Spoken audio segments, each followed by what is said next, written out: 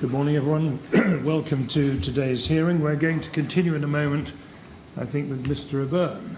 Yes, Mr. Chairman, we are. Yes, thank you very much. If we can please have Mr. O'Byrne to the witness table.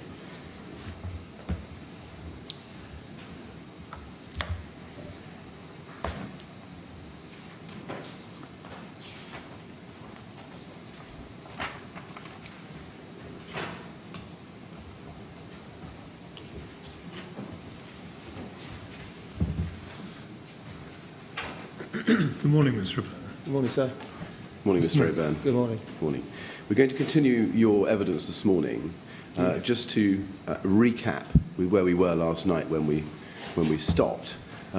We were somewhere up in the building, I think, between the 10th and 11th floors. No, we're between 11 and 12. Or I was going to ask you a little higher than that. And we had stopped, I think, at the point when I had asked you about the timing at the foot of page 13 and 15, when you say foot of page 15, when you said that you believe it was around this time, somewhere between the 7th and 10th floors, that you heard Mr. Dowden saying make pumps 8. So I'm just trying to refocus where we've got to.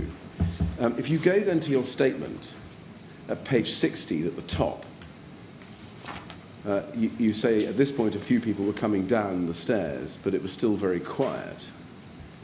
And I was about to get on, I think, to ask you what you saw of them. First of all, you say a few people. Can you give us a bit more information about how many you saw at that stage when you'd stopped on the stairs? No, I couldn't. It's very hard to remember the amount of people that were coming down, if any. I really can't remember.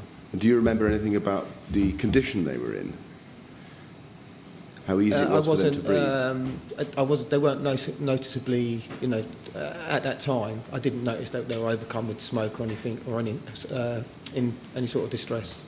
No. And you say in the second line, they didn't say anything to me and weren't hysterical or running. They just kept walking down past me. And I think you just said they weren't showing signs of smoke inhalation. Or were they? I didn't notice them. You didn't notice? If they were hysterical, if they were coughing, I would have probably have paid more attention to them. Therefore, I didn't really pay any attention to them. And then in the next paragraph on the same page, you say, when I was standing, still having a think on the half landing, I heard a scream or shout, at least. And then, about 5 lines down from that, you say, after about 10 seconds, I thought the shout sounded too clear to have come from behind 2 closed doors. So I went up to the landing and opened the door to the floor. I believe this was on the 11th or 12th floor. So let me just see if I can understand physically where you start. So you were having a think on the half landing, and is that the half landing between the 10th and the 11th floor, which I suggested at the start this morning, or is it between the 11th and the 12th? No, that was between floors 11 and 12. So the half landing was between floors 11 and 12? Yes. Right. And did you clock that at the time? Did you think I am between floors 11 and 12? How did you know you were? I know I was because after reading the information that the London Fire Brigade has produced last week, the lady that came out of floor 12 was the lady that I opened the door for. Okay, so the 11th or 12th floor is something you found out later. Yes, I couldn't have told you before the exact floor that she came out of. No. But at the time you did your statement, how did you remember that you believed that this was on the 11th or 12th floor? I was only referencing from floor 9 and counting up. Okay. And do you remember whether you could see, clearly visible on the landings in the stairwell, the numbers of the floors as you were going up? No, as I said earlier, I don't have any recollection of seeing any numbers on the landings. Okay. And then you say, as I've just shown you at the top of that paragraph, go back to it, I heard a scream or a shout at least. And then you say in the middle, I believe this was on the 11th or 12th floor. I think went to investigate, didn't you? Yes, when I heard the scream, I realised it come from above me. So when I say 11th or 12th, obviously I wasn't too sure. When I wrote, when the police statement was getting done, I wasn't aware of the exact floor. But what I was aware of is that when I was standing on a half landing, the shout or scream came from above me. Yes. And then just below, halfway down that paragraph, after your reference to 11th or 12th floor, you say, after a few seconds, a woman shot out from that floor into the stairwell on her hands and knees, which gave me a bit of a fright.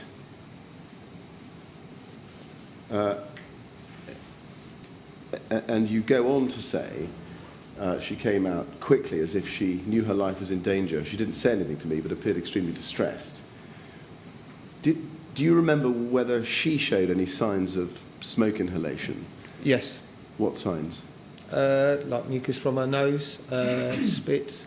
Really? Yeah, she had taken in a lot of smoke.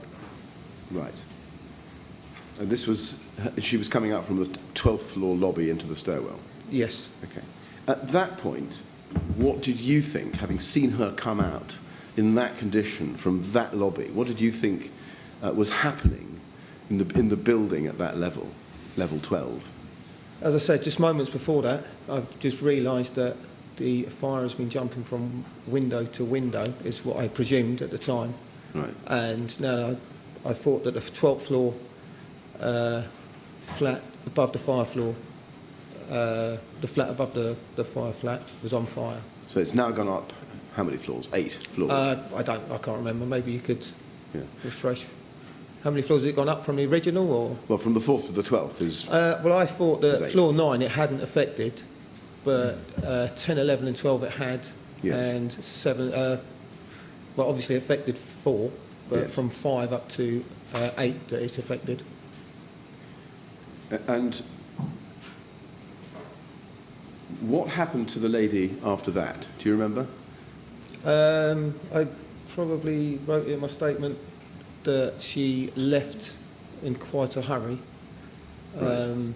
I don't really pull my statement up, but I did say to her on the way down, was anyone in there? And she just carried on, I presume, to exit the building. Right. Did you say, I asked her whether there was anyone there. Did you actually ask her, is there anybody in your flat? I remember asking everybody who was coming out. I didn't ask if it was at her flat. I said, is there anyone else there? Right. Did you ask her for her flat number? No, I didn't. Okay. Then you say in the next paragraph, I quickly looked into the lobby of the floor she had come from, and I could see that there was thick black smoke from floor to ceiling. Can you remember what the visibility through that smoke was like? Absolutely zero. Absolutely zero. And at that stage, did you radio down and tell Mike Dowden what you'd seen? No. Is there a reason why you didn't do that? There was no reason why I didn't do it, but I didn't do it. You didn't do it. Did you think to call down and ask for urgent BA wearers to come up as fast as possible to the 12th floor? Not right then, no. Did you do it later?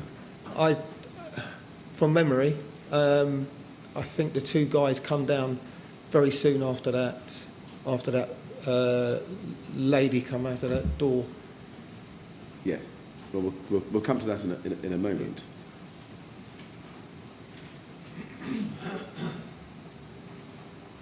Did you have any thoughts at that time about whether the advice to stay put in your flat remained safe advice to give to residents? At that time, I just thought that the compartment above the original fire floor, or the original flat, that would have been a light. I didn't think of any other flats being affected other than vertical flats. Vertical flats? Yeah. Right. Did you have any thoughts at that time, just following that up, about whether you thought the fire was going to now continue to spread beyond above floors 11, 12, and upward into 13, 14, and so on up the building, given what you'd seen already? That was the feeling that I was getting, yeah, when I'd stopped Right. between floors 11 and 12. Okay. And given that that was the feeling that you were getting at that time, did you think that it was important for someone at least, to have a strategy as to what to do with the occupants of all the flats above the level you were on, level 12? At that time, I was thinking that the fire is jumping from window to window. So I got the feeling that now, I think I might be asking the wrong answer. Yeah. Can you answer the question again, please? Let me see if I can get it a slightly different way. You're on floor 12, you think, now. And you've seen, I'm on. You know you're on floor 12. You've seen a lady come out, smoke affected. You've seen, you know the fire's on level 4. You've seen smoke on, and been told about fire on levels 5 and 6, 7 and 8. 9 7, is clear. not 8. I wasn't told that there was a fire on 8. Yeah. Smoke, though. But I presumed there was. Yeah. Yeah. Smoke. Level 9 clear, but 10 and 11 affected. Now 12. Yes. And a lady coming out suffering the effects of smoke inhalation. In the light of all of that, did you have any thoughts along the lines of, well, now we need a strategy in order to rescue and remove all the occupants of the flats above level 12, at least in the 6s, so... Yeah, I guess so, yes. In that corner of the building? Yes. You did have a thought? What was your thought? Sorry, I didn't really have a thought that... I would say that decision would be for someone above my rank to clear the rest of the building. And how would somebody above your rank make that decision without knowing the information about what was happening inside the building? I wasn't the only firefighter inside the building who would have witnessed the conditions. I understand that I may have been higher than everybody else at that time. Yeah. But to me at the time, it would have been obvious that if the fire is on each compartment on the outside, they'll have effects of smoke on the inside. Yeah. You were I think you've just confirmed, you were the highest firefighter in the building. Yeah. Did you think to yourself at the time that gave you a particular advantage in terms of what you'd seen and how much you'd seen, so as to make it important to tell those making the decisions about what they should do? At the time, that wasn't my thought, no. Can you help us understand why that wasn't your thought? I was focused on the small area that I was in at the time. After seeing a lady coming out, I was more focused on that. And then the two guys that come down, I was focused on that then. Yes. And then going on to that,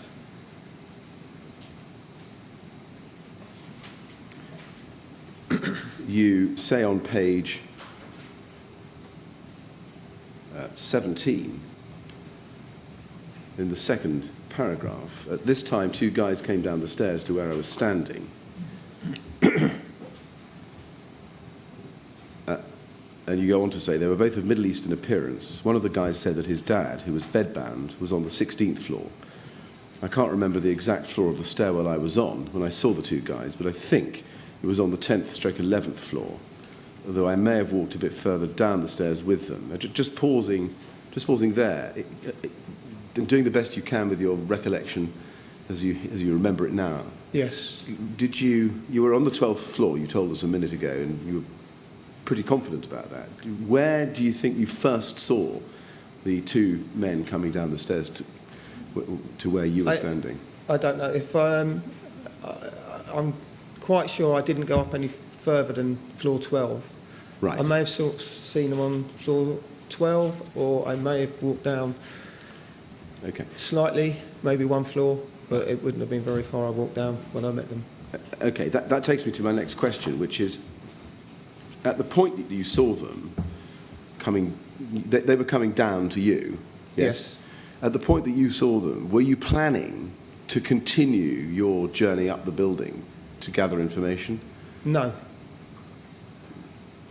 Right, so if you hadn't seen them, what would you have done? I don't know. Right. What made you, let me ask it this way, had you made a decision once you'd come to the 12th floor and seen the lady come out with the effects of smoke that you were no longer going to continue your journey up the building?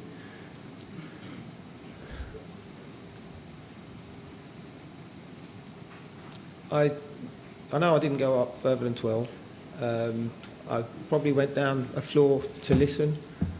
That was probably something that was sticking in my mind, because obviously after hearing someone shouting, I didn't really want to leave where I was in case there was someone else that may have been in distress or something like that. I see. Okay. So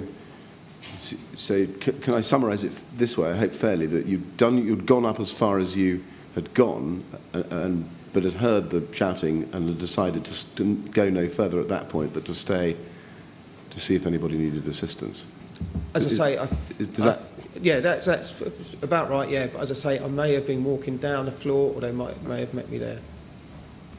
And what thoughts did you have for how further information could be gained about what was happening inside the building above floor 12? Say it again, please. Yeah.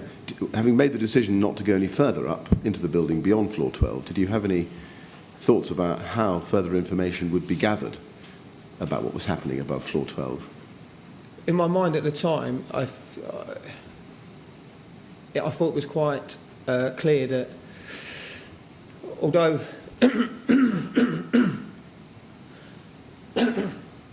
excuse me, sorry.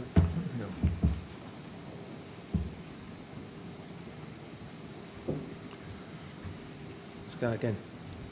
Yeah, excuse me.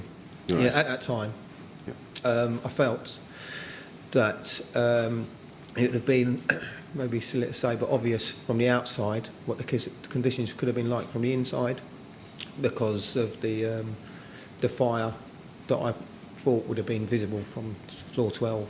Right. Did you have any information passed to you about what was happening on the outside? No. Right. So you were imagining, were you, what was happening on the outside by what you could see on the inside? When I saw smoke, I realised that the smoke wasn't coming up through the lobbies, obviously because of floor 9. I then thought that the fire was jumping from window to window up to floor 12. Right. And at the stage when you decided to go no further up the building, but to go down, did you radio down to Mike Dowden or anybody else to tell them what you were planning? No. Okay. Is there a reason why you didn't? I couldn't give you a reason why I didn't do it, no. Okay. So would it be right, would it be fair to summarise your evidence in terms of communication in this way, that you had essentially gone up into the tower, up as far as the 12th floor, seen what you'd seen, had thought you'd communicated what you'd seen at points down to Mike Dowden, but had got no confirmation and had no description of what was happening on the outside back from him or anybody else either? Yeah, I suppose that could... Yes. So you're in a kind of bubble? It appears I was at the time. For me, at that time, it was to see if I can be of any use to anyone up there. Right.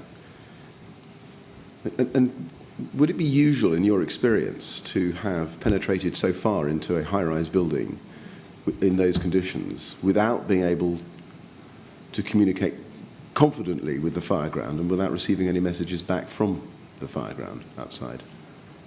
The whole thing wasn't usual, was it? So I shouldn't have. Not that I shouldn't have.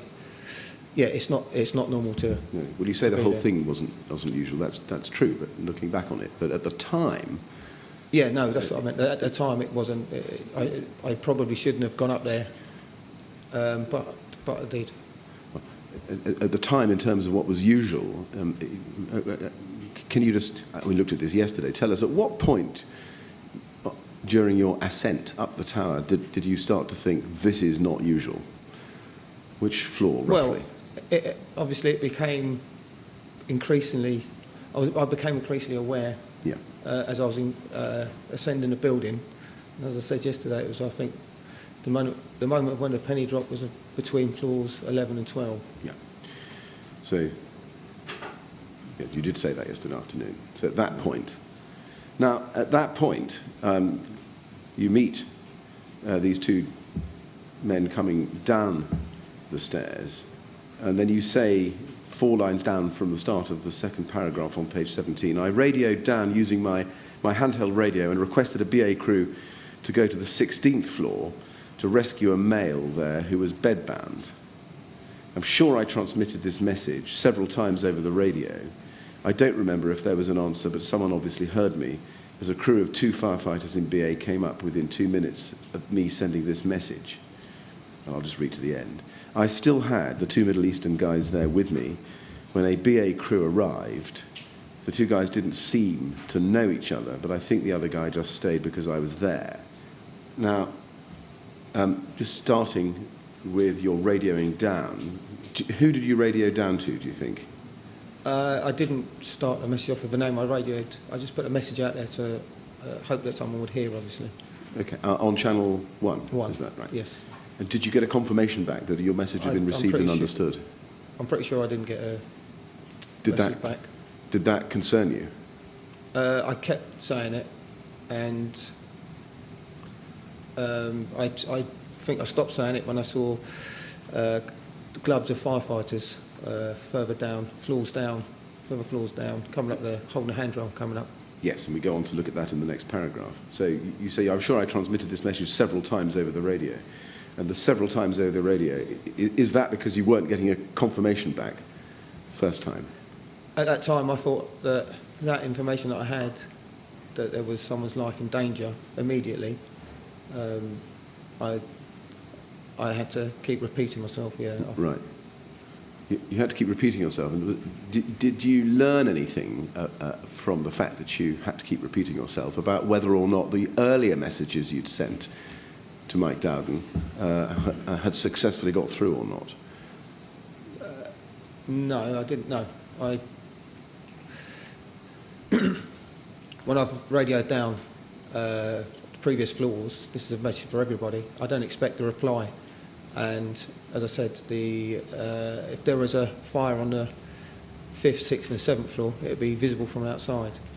Yeah. The information I had there, no one else would have known except for me, and that's why I continuously transmitted that over the radio.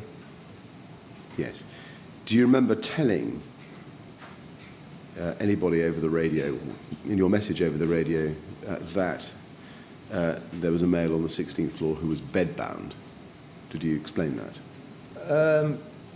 I'm not too sure whether I used the phrase bedbound, but I said I needed BA crews up to the 16th floor. I don't know whether I've put the full description in of what to expect when they come up.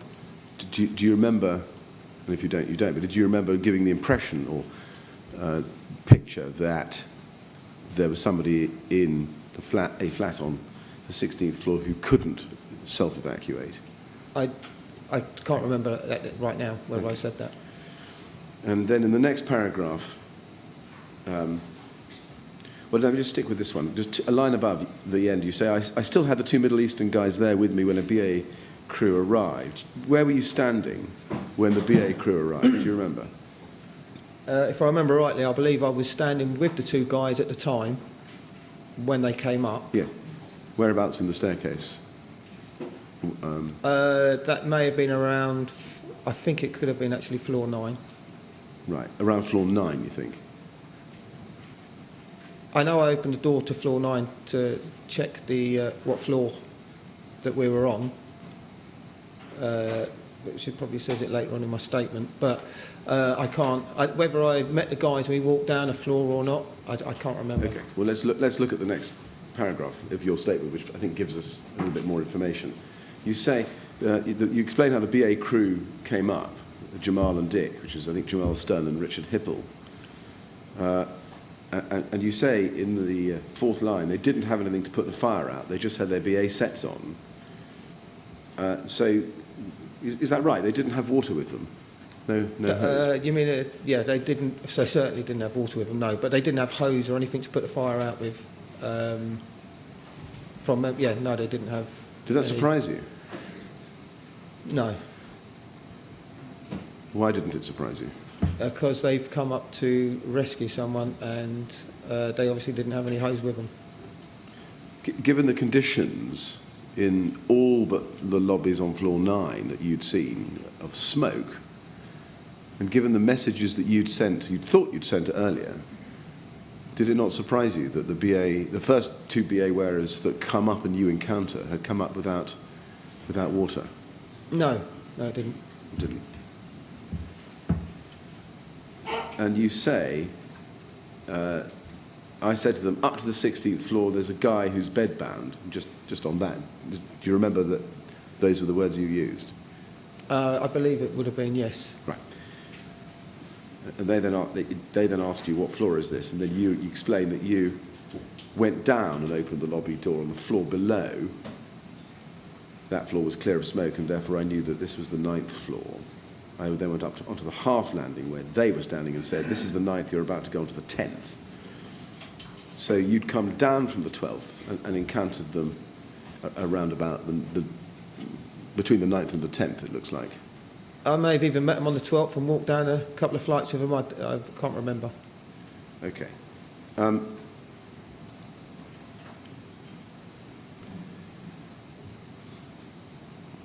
How were those firefighters going to effect a rescue, did you think, at the time, on the floors where there was smoke, without having access to water? Because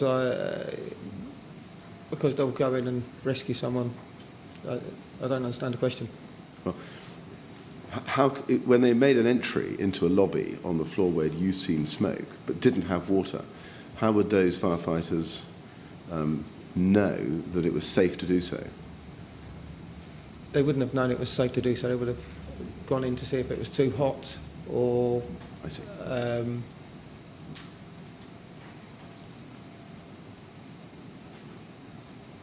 Okay. And just in terms of floor numbering, before we leave that paragraph, they ask you what floor is this? Obviously, one can ask them why they asked that question. But why? I'm asking you, why did you have to look into the lobby on the 9th floor to be able to tell them what floor it was? Because they didn't know what floor they were on. I know. Well, why did you have to look into the lobby on the 9th floor as opposed to looking at the numbering in the stairwell? As I said before, I don't recall seeing any numbers in the stairwell. Okay. Do you remember looking for numbers in the stairwell in order to be able to answer their question? No. Okay.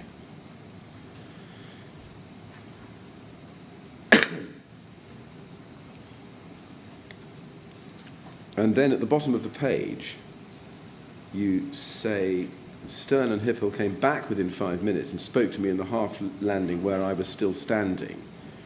Can you just confirm for me which that was? Is that still the half landing between the 9th and the 10th floors?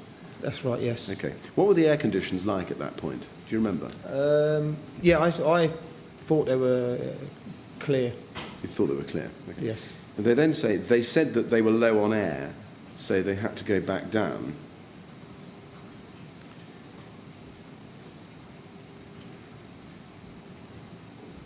Do you remember them radioing down or communicating with anybody in your presence as to what they'd found when they'd got up to the 16th floor? No. You go on to say, they also told me that they'd reached the 16th floor and opened the door to that floor, but there was thick black smoke in the lobby. They also said it was really hot and they had no firefighting equipment. When you heard that, did you radio down for immediate firefighting? No. Do you know whether they did? No. Do you know why you didn't? At that stage when they come down, Yes. it was my objective then to get the 2 guys that I was with out of the building. Right. Okay. So you turned your attention to the 2 males who had come down That's correct, yes. and thought you'd evacuate them. Okay. Did you have any thoughts about what might be happening on the 16th floor and what plan there would be for effecting firefighting or rescue on the 16th floor No. where one of the male's fathers was bedbound? No, I had no thought at that time, no.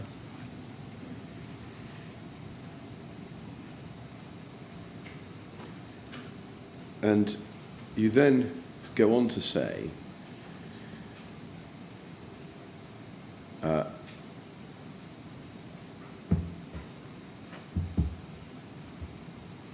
the crew, this is the second paragraph. The crew walked past me, and as they were going down, I said to the two guys, we have to go down, it's too smoky. Can you explain why that was an excuse? And you then say, the guy asked me, what about my father? I said, we will have to get another crew up there. Did you, having told him that, did you radio down to make sure that another crew was going to come up to the 16th floor to carry out the rescue? No, it was obviously the conditions in there were getting smoky because of what you said. The guy put his hood over his face. So, as I said, my main concern was to get these two people out and then speak to someone downstairs to tell them that there was someone up on the 16th floor. Did you, having heard what you'd heard from Hipple and Stern about the conditions on the 16th floor, did you form a view at the time about whether there was any point in sending firefighters and or a rescue team to the 16th floor? Well, obviously, you'll have to put it to me again, please, sorry. Yeah. Having heard what the conditions were like from Hipple and Stern on the 16th floor, did you form a view, did you have a thought at the time about whether there was any point in calling for firefighting on the 16th floor or a rescue team? I had made my own, excuse me. Yeah, I thought that the guy may have passed away, yeah. Okay.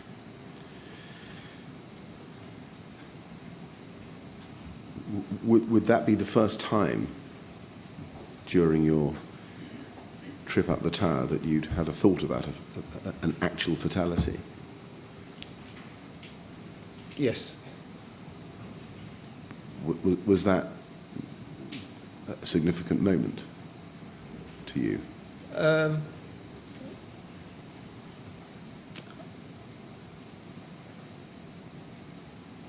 I suppose so, yes. What did it mean to you in terms of what you could now do in terms of evacuation or getting further firefighters into the building? Well, after that, it was obviously my sole purpose to get these two gentlemen, excuse me, sorry.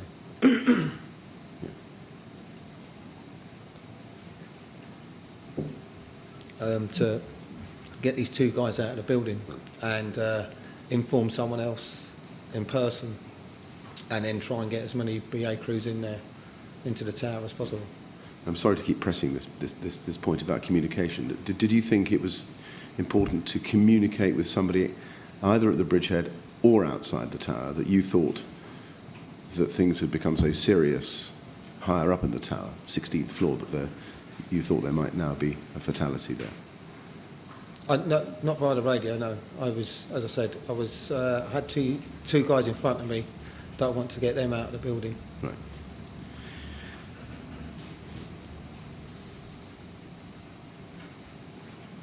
Now, you describe in the third paragraph on page 18 of your statement the journey down the stairs following Stern and Hipple. And you say in the third line, I think they stopped outside the fourth floor lobby where they had run the hose in through the door. As there was smoke coming out of the lobby door into the stairwell, the smoke wasn't rising and it seemed there wasn't enough air circulating in stairwell. I could still see that the conditions were uncomfortable to be in. Now, you say that there'd been a hose run onto the 4th floor. Is that, we've heard some evidence before last week about a hose being run up from the 3rd floor to the 4th floor, which you weren't involved in necessarily. But was that hose the one that had been set into the 3rd floor and run up into the 4th floor lobby? I don't know. It could be from the 3rd. It may have gone up from the 4th. I don't know. Okay. And where else might... Well, sorry. Where was that hose coming from, did you see? I couldn't remember the exact floor that it was coming out, but there was hose. Okay. Did you seek to remove the hose? No. Did you seek to get the 4th floor lobby door to shut? There was firefighters in the doorway. Right, there were. Yeah. Do you remember who they were? There was 2 firefighters, obviously. I don't know who the 2 were, but when Dick and Jamal stopped to speak to them, they were also on the half landing outside the door, standing over the hose. Right. Did you have any kind of discussion with them about whether it was sensible to prop the 4th floor lobby stairwell door open with a hose because it was allowing smoke out into the stairwell? Well, my main objective is to get these 2 guys out. Sure. How seriously compromised with smoke was propping the 4th floor lobby door open, making it? What, at that time? Yes. So, do you mean like then the Sorry, conditions? Sorry, my question was inarticulate. Let me try again. When you saw the smoke coming out from the 4th floor lobby into the stairwell through the door, was that smoke making the conditions in the stairwell noticeably worse? Yes. And because it was making the conditions in the stairwell noticeably worse, did you not think to have a conversation with the other firefighters about shutting that door so as to stop smoke coming into the stairwell? No, as I say, the 2 guys stopped just before the smoke started to get heavy. There was like a wall of smoke, and I pushed them through that to go down the stairs. I didn't have time to speak to them about the policy of bringing hose through doors, going upstairs and into other doors, Oh, yeah. because obviously that is the high-rise procedure. Yeah. And you mentioned policy just now. Just remind me about what you mean by that. It is against policy to use hoses to prop doors open because of the risk of smoke leaking out from the lobbies into the stairwells. So they would have brought the hose in from the 3rd floor up to the 4th. Yeah. So the doors are propped open. Right. But keeping the doors propped open, is that in accordance with policy or contrary to policy? That's what you should do. That's according to policy, yes. Yeah. And is that because there's only one hose outlet on each floor? So, Some buildings have alternate floors. but I mean, when you've got a dry riser, as we know there was here, would you expect there to be only a single hose connection at each level? On that building, yes. I can't think of any other building that have 2 outlets on each floor. No. Right, thank you. Yes, thank you. Okay. And you go on in your statement to say the 2BA crew seemed to think it was okay to stop there at this door, but the smoke was even a bit too much for me, and I was concerned about my health. You say, even for you, you weren't wearing BA at all. Probably badly worded, that was. So what do you mean? Yes, it was. The smoke was bad. Right. So do you think it was so bad that you couldn't breathe it without BA? Definitely, yeah. Right, okay. And do you remember how high up in the stairway did the smoke reach at that point? It must have started to get... as I said, when on the 9th floor it was starting to get smoky, which I noticed when the guy put his top over his face. I think I'd have to only guess really, but it must have been around the 5th floor that it started to get heavy. So right. It was just before. It was a bit before where the hose went in to the doors. Right. Okay.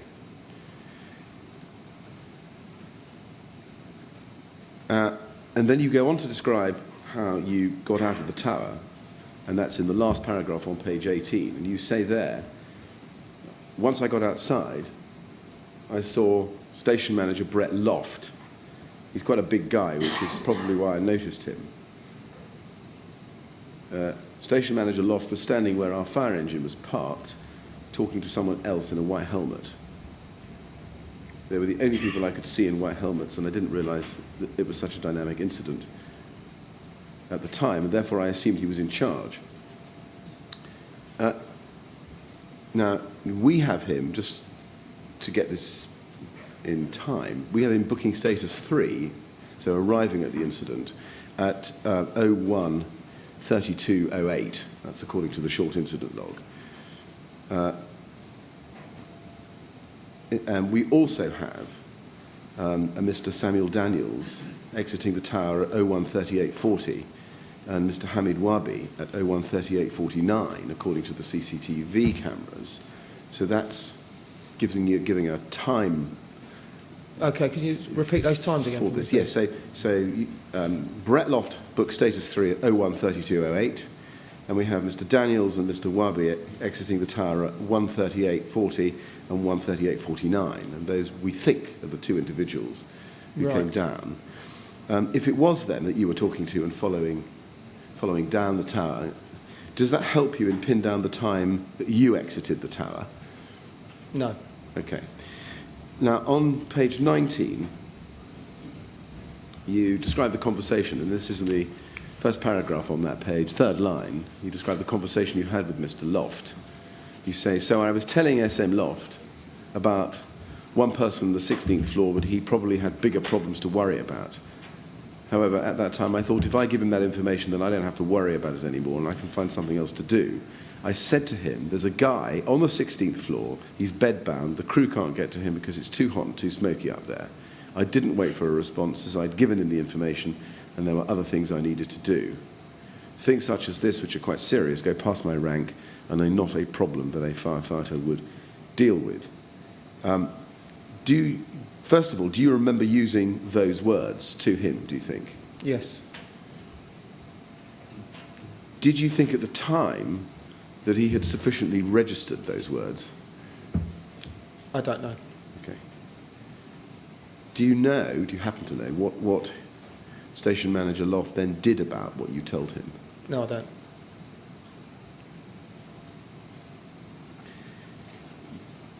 Do you know, or did you know, who the incident commander was at about this time? No.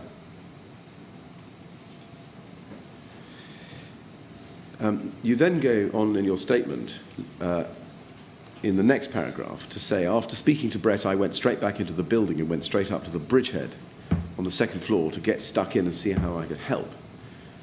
Are you able to estimate when you arrived at the bridgehead? No. Okay. Was it long after you left the building or a short time? It would have been a very short time. Okay. And then you describe in that paragraph your arrival at the bridgehead, and you say in the fourth line, I thought that it was on this floor, third floor, because I took some photos of the bridgehead before we moved, which I will detail later, where a 3 can be seen printed on the wall. We'll come to look at those in a moment. But let me just ask you this. You say, however, you say a 3 printed on the wall.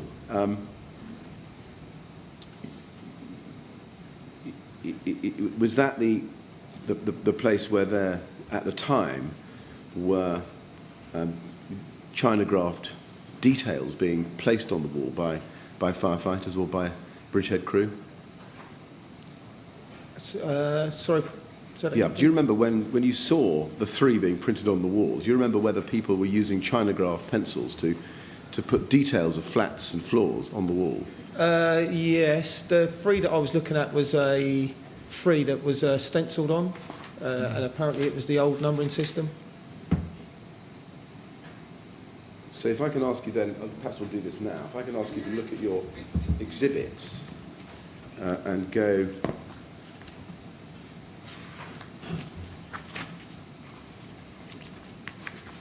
to exhibit JOB4, which is MET 000015625. It's probably easier to do it this way rather than me asking you to remember. Is this the photograph that you're referring to here? That is a photograph with a 3 in it, yes. Where in relation to the lifts is that 3? Do you remember? That wall's opposite the lift. Right, okay. And at the time you took that photograph, do you think that that's where the bridgehead was or not? I'm looking at firefighter descent all been leaving with a BA board. So we were leaving that floor, and I think we were going up one floor.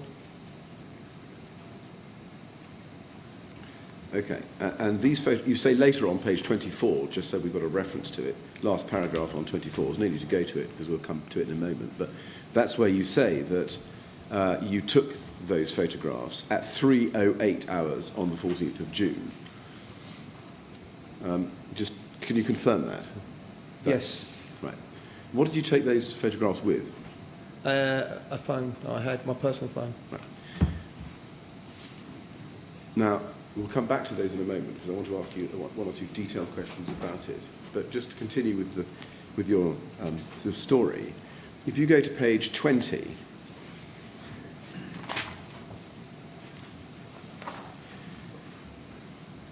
you describe the role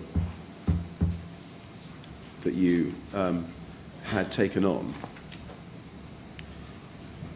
And can you just tell us at that stage what it was you were doing? So, what time was that? So, well, let's just see if I can make it easier for you. At the bottom of page 19, you say, in the second last paragraph, when I got to the bridgehead, Alex de St Aubin was doing the initial BA board. What do you mean by that? He had the first BA board, and Right. he was taking the tallies off BA wearers. Okay. And you say, I knew we would need more than one BA board running, so I picked up another and started a second board. I didn't bring board into the building, but someone else must have brought another one up. And then you say you're supposed to wear a jerkin, checkered bib, when doing this role, but I just got straight on with the task, so didn't put one on. What were you doing? What is the task that you had taken on for yourself? Well, by the sounds of it, I must have got a BA board off of the one of the trucks and brought it in myself. I didn't realise I did. I forgot I did. Right. And getting on with the task was just doing exactly what Alex was doing by taking tallies off BA wearers. Okay. And then at the bottom of page 19 and over the top of page 20, you say, I decided to get stuck in and find a job for myself, so I took on this task. And is that the task that you've just described? Of being an entry control officer, yes. Right. That was, yes. And was that's a task that you obviously volunteered yourself for? You weren't instructed to do that? I don't think anyone asked me to do it, no. No. You say this was still only about 15 minutes after I arrived on scene, so possibly 1:15 to 1:20. Given what we've now at least been, half an hour out then. Yeah. You think? I was going to ask you think about half an hour out? Well, I'd say so. Certainly out. Yes. Right. But you think you could put that? You said half an hour, so you think you'd put that around about 1:40 to 1:45? You can't, mate. There must be a photograph of me outside coming in. If they've seen me coming in with a BA board around that time. Well, we can track that down. And do you remember whether, at that stage, firefighters were being briefed by anybody at the bridgehead before they were being deployed? I don't remember. Do you remember whether any firefighters were coming back to the bridgehead and describing what they'd seen higher up the building? I can't remember that, no. Do you remember whether there was any debriefing between firefighters and entry control or the watch manager running the bridgehead at that time? No, Is this how long on? Well, at the time you were at the bridgehead setting up entry When I was control, setting up, no, I don't remember people and coming after down. that? Later on, I remember people coming down and obviously being debriefed. Right, let me try and be a bit more specific. Once you'd set up and got your BA entry control running, at that point, and let's take a period of time of, I don't know, half an hour or so after that, do you remember the pattern of events? So in terms of the pattern of events, was there a debriefing system whereby returning firefighters would debrief with entry control about what they'd seen in the building? I couldn't tell you if there was a pattern of it, no. Okay. Do you remember whether any dedicated team is being allocated to the rescue of vulnerable people in the building, people with mobility issues or children or anything like that? Was there any discussion at the bridgehead about what to do with people? I didn't hear any discussion about that. People who were disabled or No, I didn't elderly hear or any. children? No. When you arrived at the bridgehead to start this system, as you've just explained, do you remember who was in charge of the bridgehead? No. Okay. Was there a system in place, did you see, for tracking fire survival guidance calls? When I first got there, I put the BA board up at the bottom of the stairs and was getting hit by the cylinders of the BA crews going in. So we moved around to the lobby shortly after. I don't know who said to move, but I moved my board around. Right. Into the lobby on the second floor? Onto the lobby, yes. Right. That was shortly after I'd arrived with a BA board, yes. Right. And what were the conditions like at that stage? If I remember right, it was clear. It was clear Clear as smoke. Okay. And just to go back to my question, at that stage, when you got your BA board set up in the second floor lobby, was there a system in place by then for tracking fire survival guidance calls being taken by control and the results being fed back to the bridgehead? I can't remember when that started, no. Was there a system that came into place later during the night? I believe that photo that was taken with the printed 3 on the wall, I believe that was the system that was adopted. That was at 3:08, so that's at least an hour after you'd started setting up your entry control The board. photo was taken at that time, but I don't know when that started, writing on the wall with the Chinograph. Do you remember who was in charge of that system? I think Watchman De Silva was doing the writing. Well, I know she was at least doing the writing at some of it. Okay, well, let me just ask you about the system. If you could go to JOB4, I just want to ask you about this photograph. Could you just put it up on the screen, please, Mr. Documents Director, and we'll have a look at it. If you could just enlarge it as far as you can.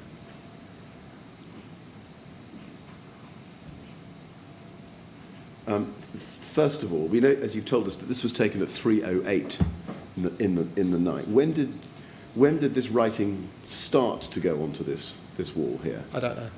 Okay. Where was this wall in relation to the second floor bridgehead? That's the wall opposite the lifts, and my back would have been to the lift doors, Right. BA board in front of me, and then that would have been in between Alex and myself. Okay. And who started writing these numbers on the wall? I don't know. Was that system of writing numbers on the wall there before you arrived at the bridgehead, or did it start after you arrived at the bridgehead? I don't know. You don't know, or you don't remember? No, I don't know. It could have been started before the BA board was there. I don't know. And what was this system? What's happening here? I wouldn't like to speculate. I mean, I have an idea, but maybe you'd be better off asking someone who wrote it. Right. And when you were operating the bridgehead entry control board you were operating, did you have any input into the information that was being placed on the wall? No. So if I was to ask you, for example, when you look at 23, Yes. and then a ring round 205 with then a line through it, and then a ring round 204 and a line through it. If I was to ask you what that meant, could you tell me? I wouldn't like to speculate, no, but... No, I don't want you to speculate. I want your knowledge, if you have it. No. Okay.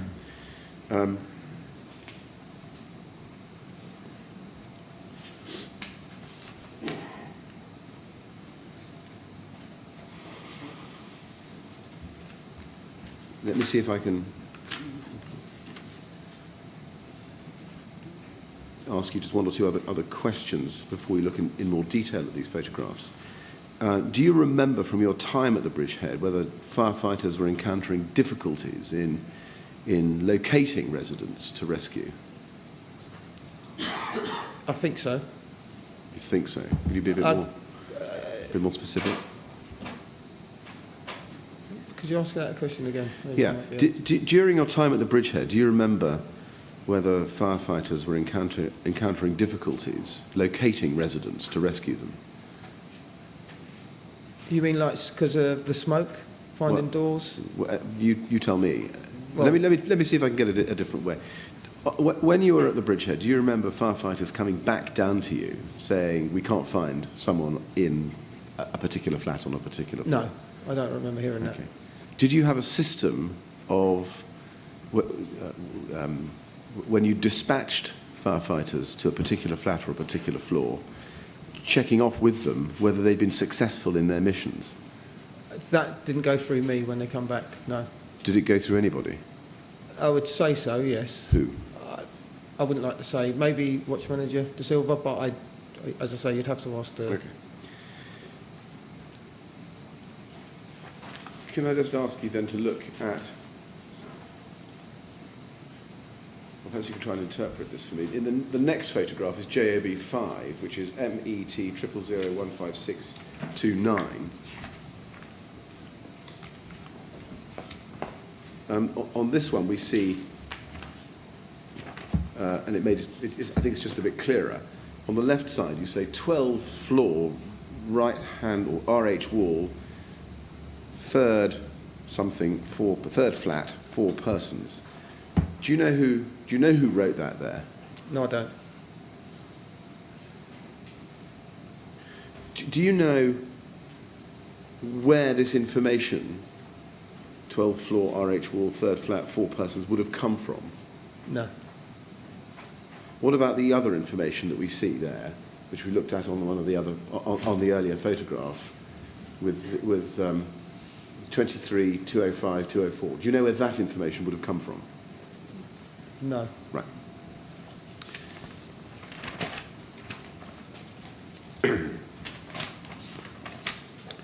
Can I ask you to look at some photographs that you took at 217? And just to focus you on your statement, you'll find this in your statement on page 24 in the third main paragraph on that page. I'll show you the statement first, and then I'll look at the photographs. You say, later on, a crew of 4 firefighters from Soho arrived, and despite the fact that I had 2 BA boards running, we ran out of the room to put their tallies in the boards. In order for the crew to be committed inside the tower, I wrote their details in chinograph on the wall to the right of the right-hand lift. I recorded who they were, their call sign, where they were going, the time they went in. I made sure these details were definitely correct, and I also took 4 photos of the wall where I had recorded this information at the time I did it, 2:17 on the 14th of June, using my phone.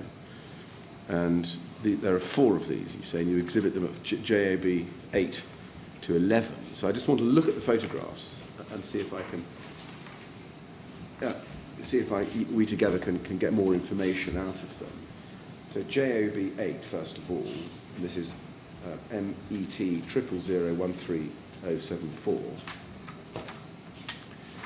Mr. Chairman, I'm looking at the clock. It's 11 o'clock.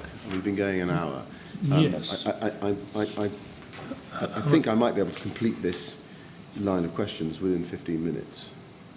Well, if you can, that would be very convenient. If it's convenient, and if the witnesses... Yes, are I'm you happy to. okay to keep going, Mr. Yes. Byrne? Yes, sir. All right. Thank you very much. Well, we'll do that and get through it more quickly. Perfect. Thank you. Yes. Thank you. So just looking then, first of all, at JOB 8, which we've got there. This is your writing, as you say. Most of it is, yeah. Yeah. Could you just explain to us, take us through very slowly what we see here? From the left-hand side, from Soho downwards, I would say that that's the name of the cruise that we're going in. Right. So just pause there. You put floor 9 and then 6-5 in a ring. This is in the left-hand box. So I think that they've gone up to search floor 9, flat 65. That's Soho's crew of 4. That's their names, and I think that might be the time that they've gone in at 2:05. Right. And when you wrote floor 965, where did you get that information from? They gave me the information as they were giving me the tally of what floors they were going on. So I see. So it's the BA crews who told you where they were going. Is that right? They were coming up to me and telling me where they would be. Okay. And do you know, or did you know at the time, where they were getting that information from? No. Okay. And this is still second floor Bridgehead, is it? Yes, it is. Yes. Yeah. And you could just see it. I think a lift number just in the top left-hand corner of the photograph, which looks like the lift is on floor 10. So presumably that is just by the lifts, is it? Is that right? That's right. Yes. Okay. And you write floor 965. That's where you're sending Soho crew 4, and there are 4 individuals. And then underneath that, it looks as if you've written 205. Is that right? Yes, it looks like that. Yes, 205. What can you help us? What does that signify? I think that was the time that they gave me their tally at. Right. Okay. Let's see if I can just double check that.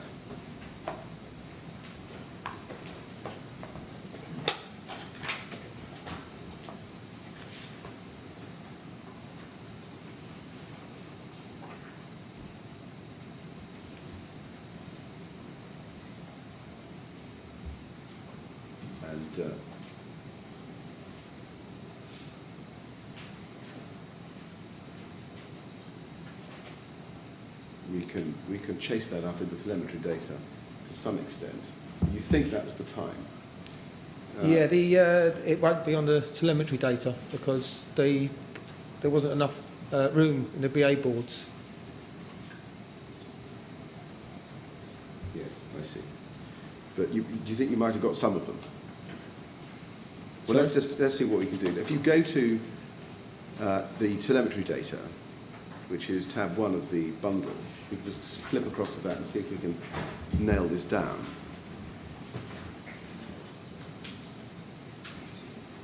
And if you go down to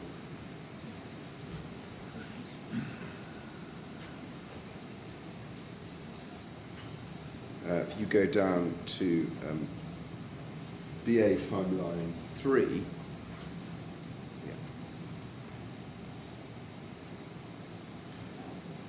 you can see that there is, against number SDBA 1271, Soho, Firstware, Saunders, Jonathan, with a tally out time of 0204:27. And that Saunders, I think, is this right, corresponds with what you've written on the wall. If you go back to the picture. Yes.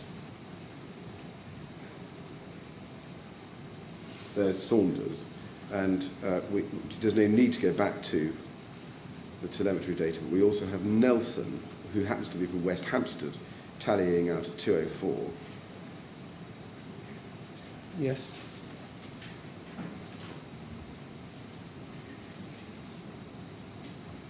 Does that help you pin that down in terms of timing? You said 2:05. Then I roughly, would that's say right. that was the time that they I wrote down. Okay. So you then have on the right-hand side, you can see it says floor 5, and then a box underneath it, clear Johnson stroke routes. and then 14/4, floor, Soho, pump 3. What can you interpret that for us? I'm not 100% sure. To me, it looks like those two guys, and they've searched floor 14. No, was that the 14 flat 4, floor 4? Right. And Okay. that's clear. And then they've gone up maybe to 161, floor 19. Okay. And again, this information is being passed to you by those firefighters, is it? Or by somebody else? It may have been passed to me by Watch Manager De Silva. Okay. And then underneath it, there's a ring. I'm not sure I can read that. Could you interpret that for us?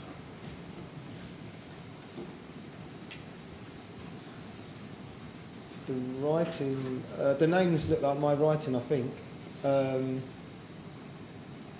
but I don't. That looks like a 23rd, and then underneath 201 and 205. Could you help me with what else it might say? I'd like to think.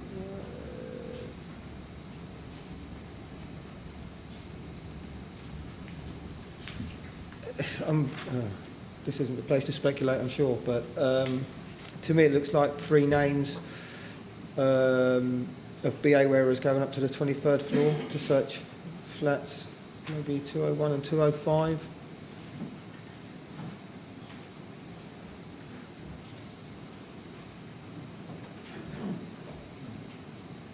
And that might be Wandsworth Pump Ladder 3. That doesn't really look like my writing there.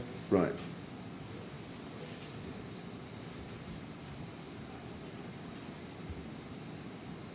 And we have, if you go, well, I'll tell it to you from the telemetry data. We have a crew from Wandsworth going up called Wright and Bell at about 2:10.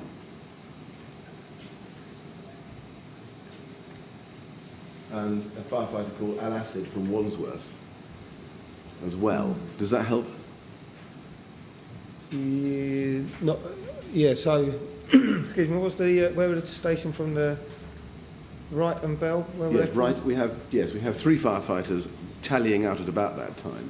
Yeah, A Wright, a Bell, and an Al Asad. right, okay. And we have one of them, well, Bell and Wright are from Wandsworth.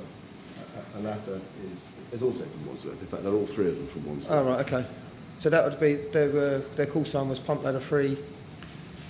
And as I say, that to me tells me that they were assigned to get to the 23rd floor and search flats 201 and 205. Right.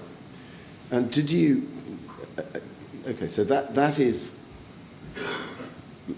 You're then putting on the wall information as to where particular firefighters have gone. Did you record anywhere what those firefighters did when they came back down? And Other than they had... where it says clear, which I can only... I'm not too sure why I would have wrote clear on that. Right. Maybe someone's told me that they've cleared flat... Or,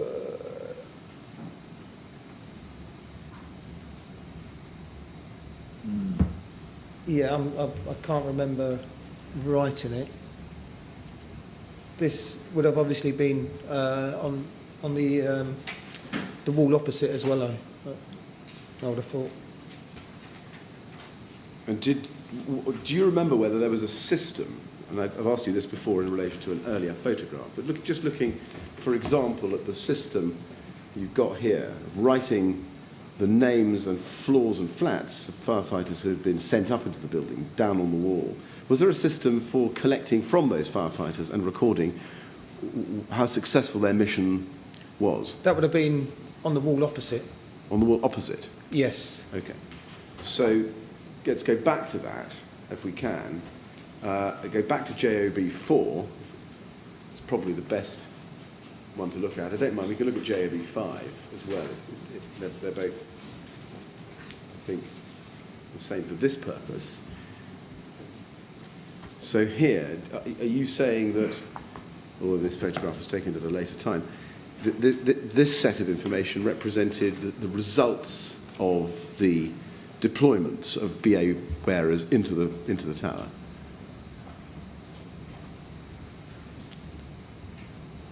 Yes. So looking at the top one, 23, for example, you see a ring round 205 and a ring round 204. First of all, what does the ring represent? I couldn't comment. Okay, well, I should ask you an earlier question. Did you write this on the wall? No. Okay, do you know who did? As I say, it may have been Watch Manager De Yeah, Silva. but you did say that before. And so you don't know what the ring represents around 205 or 204. What about the line through each of those? What does that represent? No. You don't know. Oh. You'll see next to 21 a tick. Do you know what the tick represents? I'm going to say no, it could be the thermal image camera, but no, I don't. No. When I say tick, it's a graphic tick. Okay. Sorry? You don't know what that represents? Yeah, in the top right-hand corner. No, sorry. We're at cross purposes. You're quite right. Tick, TIC in the top right-hand corner. But next to 21, do you see the 21? There's I see. a tick, as in Right, okay. a teacher's tick. No, I don't know. Okay. And then next to 18, you see a tick, mother and child, no flat number. I don't know. Do you know what that means? No. And then there's 152 and a ring next to it. Can you tell us what that might be? No. Okay. No, I don't know.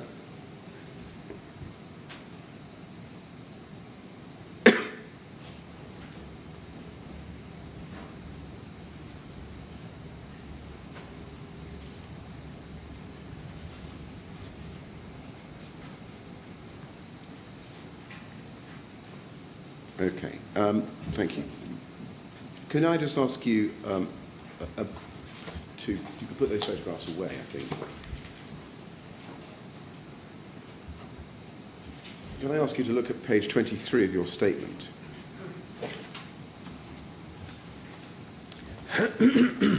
Mr. Chairman, I've got about probably 5 or 10 minutes more questions for this witness. I'm just looking at my notes.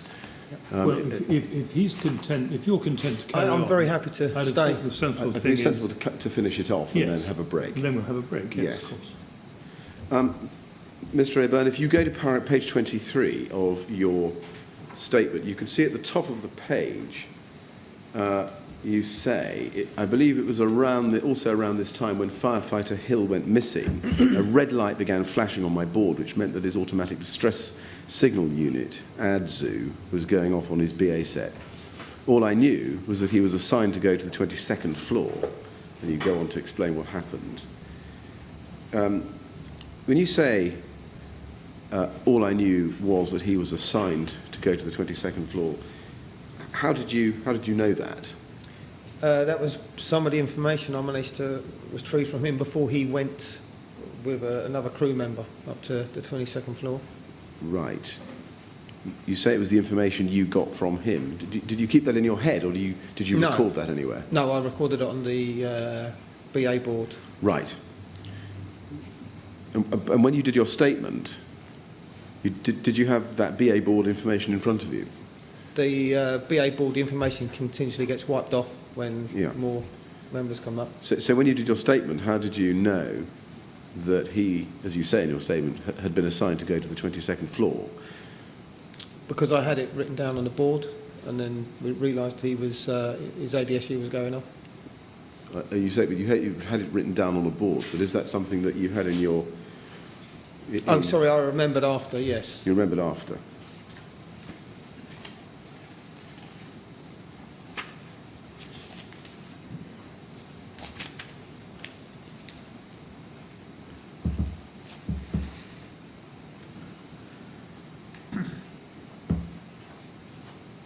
I just trying to work out how you remembered that, because so far as I can see, I don't see that in your contemporaneous notes. So when you did your statement, how did you remember that firefighter Hill in particular had been sent to the 22nd floor?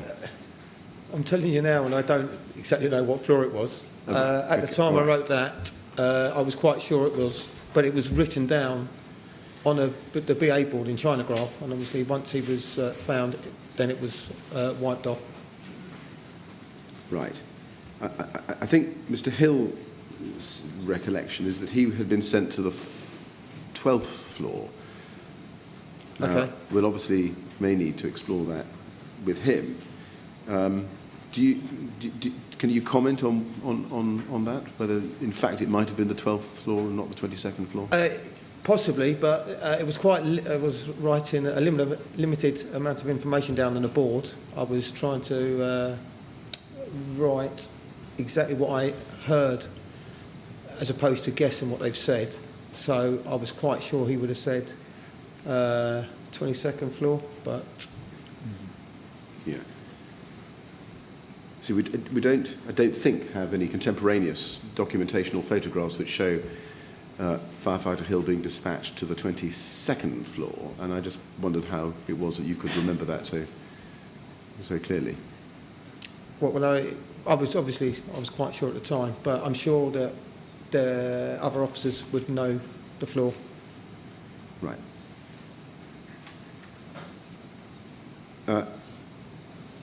On page 20. Okay, but on page 23, continuing with it, you go on to say, and I'll summarise it. It triggered a firefighter emergency, but shortly afterwards he was found. Was there a debriefing with Firefighter Hill once he was located? I don't know. Do you know whether anybody took any information from Firefighter Hill about what he'd found when he'd gone up into the tower? I don't know. You don't. Okay. And if you go to page 24 and look at the last paragraph, this is where we found earlier your reference to the photographs we looked at which you took at 3:08, and you say in the first line there, before we left the second floor. Sorry, I'll start at the beginning of the paragraph. Later we moved the bridgehead up to the 5th floor. Before we left second floor, I also took 4 more photographs on my phone of the FSG calls written on the wall at 3:08 hours on the 14th of June 2017, and those are what we looked at as JOB4 to JOB7. Just in terms of timing, how soon before the bridgehead was moved from the 2nd floor to the 5th floor did you take those photographs? I took the photos of the wall opposite the lifts. Yes. On the way out of the 2nd floor, on the way up to the 5th floor. So while you were on the move? Yes, in one of the photos you see Firefighter D. St Alban with the BA board leaving, so he was going up to the 5th floor and I was following him. Right. And then you went up to the 5th floor, and at the top of page 25 you say, the reason we moved to the 5th floor was that people were running out of air. Firefighters couldn't get high enough using the standard duration breathing apparatus. The idea was to move up from the 2nd floor to the 5th floor and then work your way up rescuing people while they were putting the fire out. And then you say, I don't remember much about being up on the 5th floor, as we weren't there for very long before moving down again. However, when we moved down, we set up the bridgehead on the ground floor. Now, just 1 or 2 questions about that. What were the conditions like on the 5th floor when you arrived there to set up the bridgehead? I can't really remember up there, but it would have been clear, but not for long, obviously, because they moved back down again. But as I say, that period of that night is very vague, being on the 5th floor. Okay. And why did it move down to the ground floor? Do you remember? I believe it was because of the conditions of smoke. Right. And in your statement, also on page 25, at paragraph 4, you say, I think at this point the stay-put policy may have changed or been withdrawn. I think because when we got down to the ground floor, Group Manager Pat Goldborn told me to get all the firefighters out of the building. He came up to me and said, get everyone out. Radio it from me and get everyone out now. First of all, did you pass that message on? Did you radio it? I first pushed the evacuation buttons on the 2 boards that I had. Right. And then I got on my radio. Okay. And why did you think that the message that Group Manager Goldborn was giving you to get all the firefighters out of the building meant that the stay put policy had been changed? Because it seemed like everyone was evacuating. Right. Did you get an impression of how long before Pat Goldborn told you to get all the firefighters out that the stay put policy had changed? So you'll have to reword that. Yeah. Sorry. Did you get any idea of how long before Pat Goldborn gave you that message that the stay put policy might have been changed? I was only making an assumption there that if we're getting all the firefighters out, I presumed that it may have changed. Did you actually ever hear yourself on the fire ground on the night that the stay put policy had changed? No. Okay. Mr. Chairman, I've come to the end of my questions. I think it's time for a break, but I'm not sure. I can see that there may be some further questions which have been provided to me as follow-ups by core participants, which I want just to check over if I can. So Yes, if the witness doesn't mind not being released immediately and coming back after the break, that's great. We'll give you a decent break now. Do you mind waiting on, and in case there are more questions? That's fine, sir. All Thank right. you. Well, you leave us now. We'll resume at 20 to 12. Okay. Don't talk to anyone about course your not. evidence or anything else. Cheers. And then we'll see if there are more questions. Thank you very much indeed.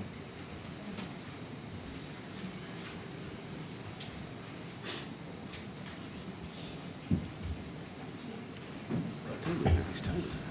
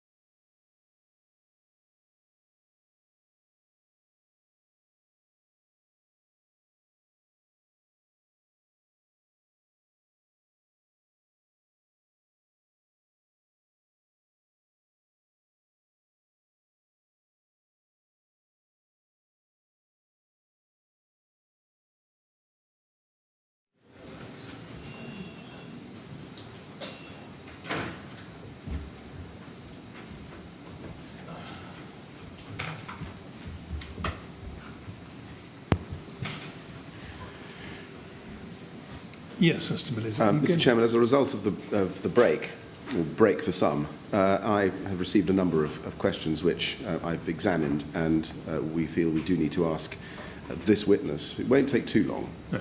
but if we could have him back, please. All right, well, we'll ask him to come back in.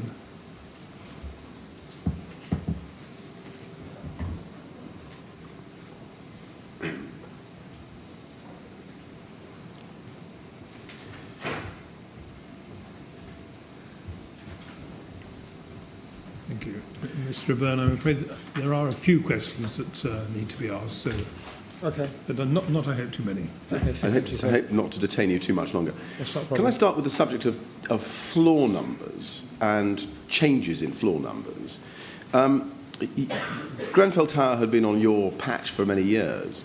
Were you ever aware, or did there come a time when you were aware that the floor numbers in the building had themselves changed? No. Okay. During the course of the night, did you notice anything about whether the numbers of floors in the stairwells were clearly visible? I don't remember seeing the numbers on the floor, on the stairwell. Okay, let me just examine that. You say you don't remember seeing numbers in the stairwell. Do you mean that you remember not seeing any numbers, or you can't remember one way or the other? From my memory, I didn't see any floor numbers in the stairwell At all? at all. Right. To the best of your recollection, did the fact that, as you saw it, there were no floor numbers in the stairwell, affect the ability to transmit information to the bridgehead about where people were? I'm not saying that there wasn't numbers on the stairs. I just didn't see any. So, if you're asking about other people being able to transmit, as I say, I don't know whether there was numbers on the stairs. But from my recollection, I didn't see any. Okay. Were you aware on the night of any difficulties encountered by other firefighters or incident commanders as a result of difficulties understanding what floor you were on because of numbering in the stairwell? On that night, no. No. Okay. New topic. The evacuation by firefighters Hipple and Stern. I just want to look at that with you. They were trying to evacuate an individual. We think it's Joseph Daniels. Yes. While others were being told to remain. Did you have a view at that time about why it was that those individuals were being evacuated, but other people were being told to stay put? I didn't know when I was standing in the stairwell that people were being told to stay put. Right, that's a very fair answer, because I should have put that to you first. But I think you've given me the answer. Okay.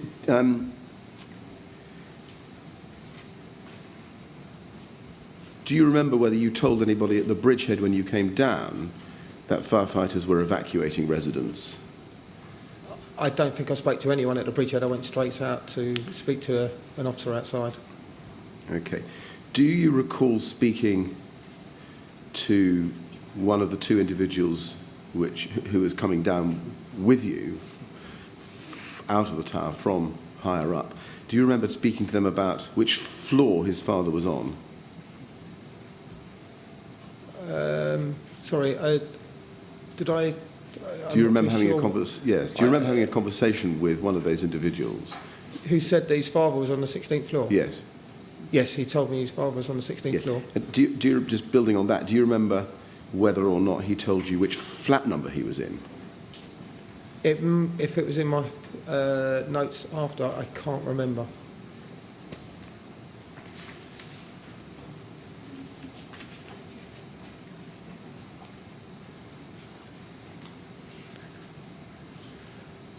And do you remember whether you told the firefighters that there was somebody in flat 135?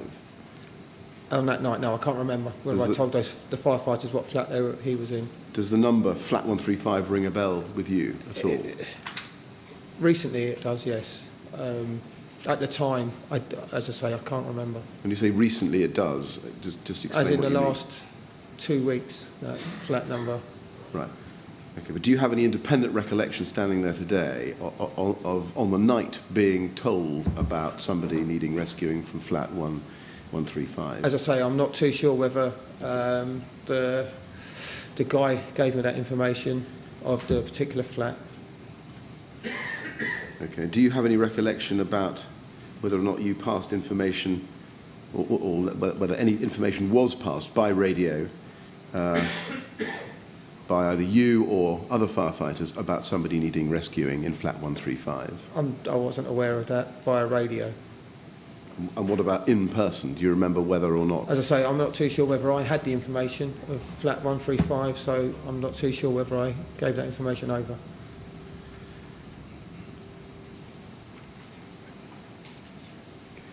Right. Just still on the subject of Stern and Hipple, in your statement, pages 17 and 18, if I could just ask you to look back at that, please. You say at the bottom, you describe at the bottom, when we looked at this before, that you had a conversation with Stern and Hipple, who'd come back down to you, and you say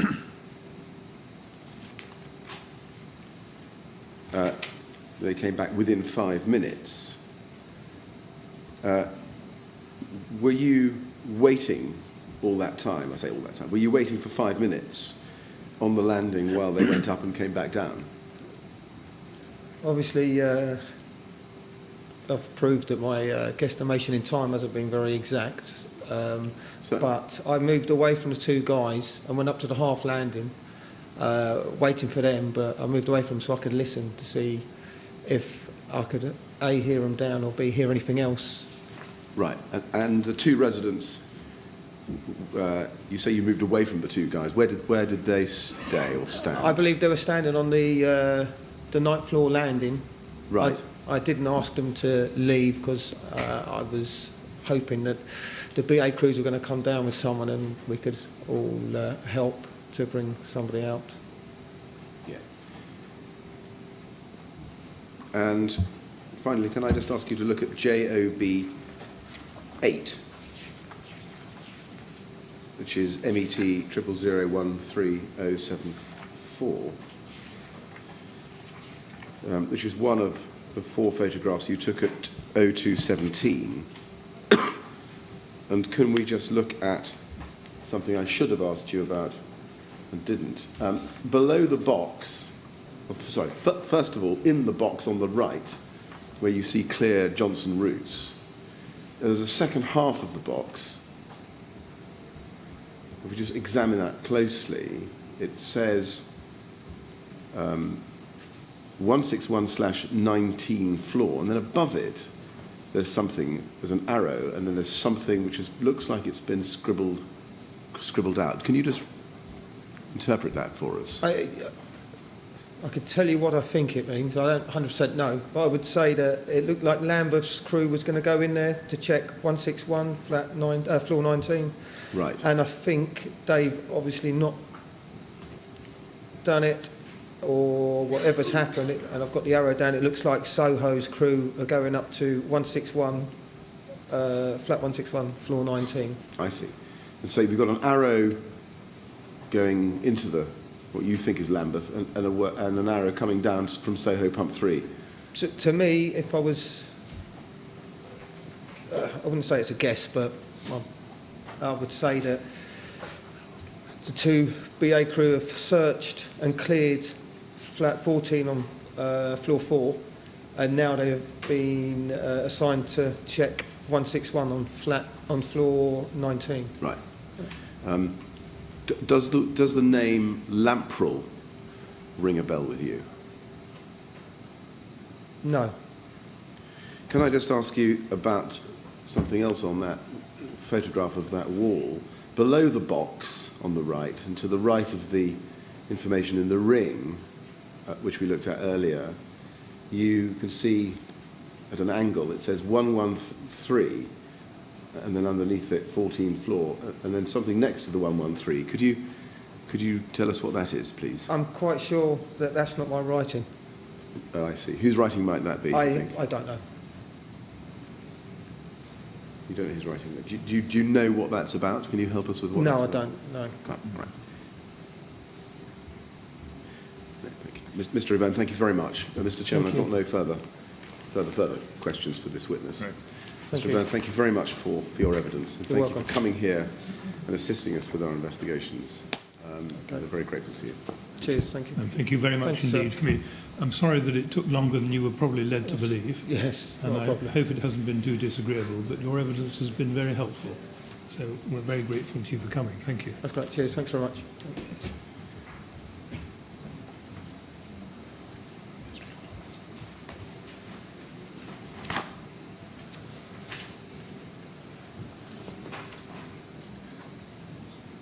Mr. Chairman, thank you Yes. very much.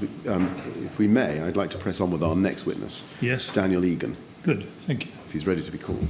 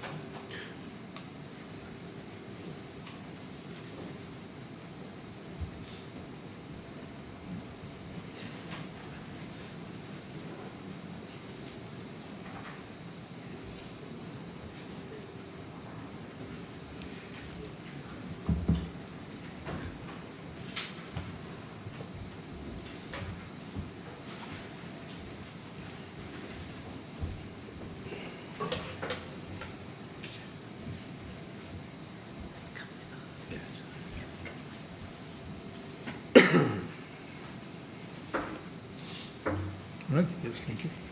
You're going to read on. I swear by Almighty God I swear by Almighty God that the evidence I shall give that the evidence that I shall give shall be the truth, shall be the truth, the whole truth, the whole truth, and nothing but the and truth. nothing but the truth. Thank you very much, Mr. Egan. Good morning. Now, are you comfortable giving your evidence standing up? You I can am, sit if you sir. prefer to. If I could stand, please. Yes, of course. Yes. You might need to lift the microphone or push it up. That's it. Might catch your voice better, I think. Good. Thank you. Yes, Mr. Millett. Mr. Egan, good morning. Good morning. First of all, can I say thank you very much for coming to give evidence to the inquiry. We're very grateful for your doing so. If there's any question that I ask you that you don't understand or you want me to repeat, I'm very happy to do so. And if you need to break at any point, just say. And of course, if you want to sit down at any point, also just feel free. Cheers. Can I start by asking you to give us your full name? Daniel Egan. Now, you made a statement, which we have here, made on the 20th of October 2017, which is MET quadruple 07515, and I've got it there up on the screen. You should also have it in front of you in a blue file if you want to refer to it in paper form, Okay. and it's at tab 7A of that file. But we're going to work on the basis of what's on the screen because it's usually easier for witnesses okay. and for the And chairman. there's a little screen to your right. I don't know which you find easier to read. So, we- I think. We've now Whichever. bombarded you with information. First of all, so this statement, do you remember making this statement? Yes, I do, yes. And have you read it recently? I have just read it, yes. Right. And can you please confirm for us that its contents are true? They are true, yes. True. And there are a number of notes and exhibits. The notes are at DEG 6, and that's MET quadruple 05263. I'll just read these into the record if I can, so people can find them later. And there are 4 photographs, GEGs 1 to 5 photographs, DEGs 1 to 5, and these are MET 000 15642, 15639, 15598, 15636 and 15634.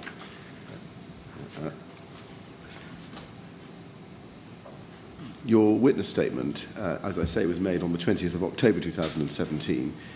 Have you discussed the contents of that statement or your evidence with anybody before coming here today?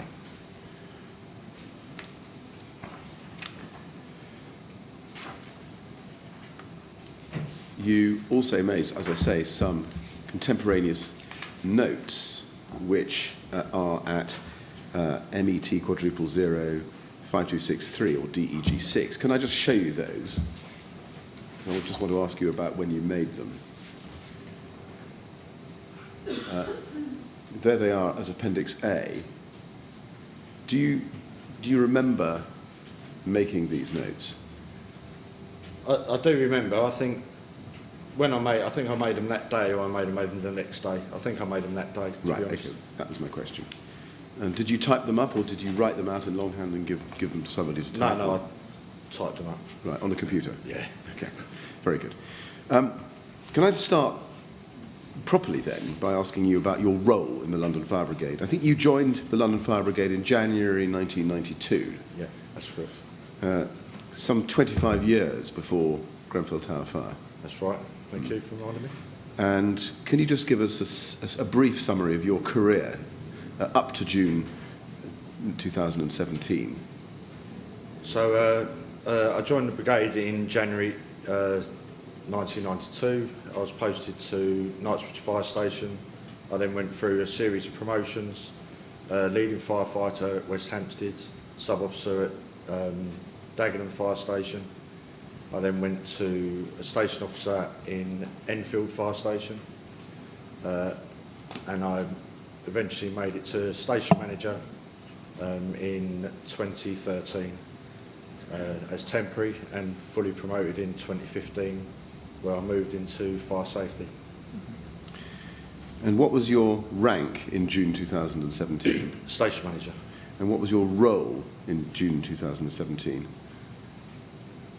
For the fire, or for just in general? In June 2017, you In were... June, I was a station manager, which is attend operational incidents, but my sort of day job was to deal with fire safety for East London. And that day job, fire safety, could you just give us an idea of what that role involved? So my role as a fire safety team leader, I have approximately 10 inspecting officers underneath me, and we arrange premises to be inspected under the Fire Safety Order 2005, where we identified our highest risk, or where we deemed to be our highest risk premises. And at June 2017, when you were in your fire safety role, where geographically were you based? Based at East Ham Fire Station. East Ham? East Ham. Right. Now, turning to the night of the 14th of June, I want to ask you first of all about your mobilisation. You say, I think, that you were paged at about 1 a.m. with the information that there was a 6-pump fire. That's right, yeah. That's right. And we have in the LFB logs and records, and I don't need to take you to them, the information that the call to make pump 6 was made from Grenfell Tower at 01:13:19, or at least that's when the message was confirmed by brigade control. So just to fix that in your mind. Does that help identify the timing? That's more specific for me. That's more specific. Thank you.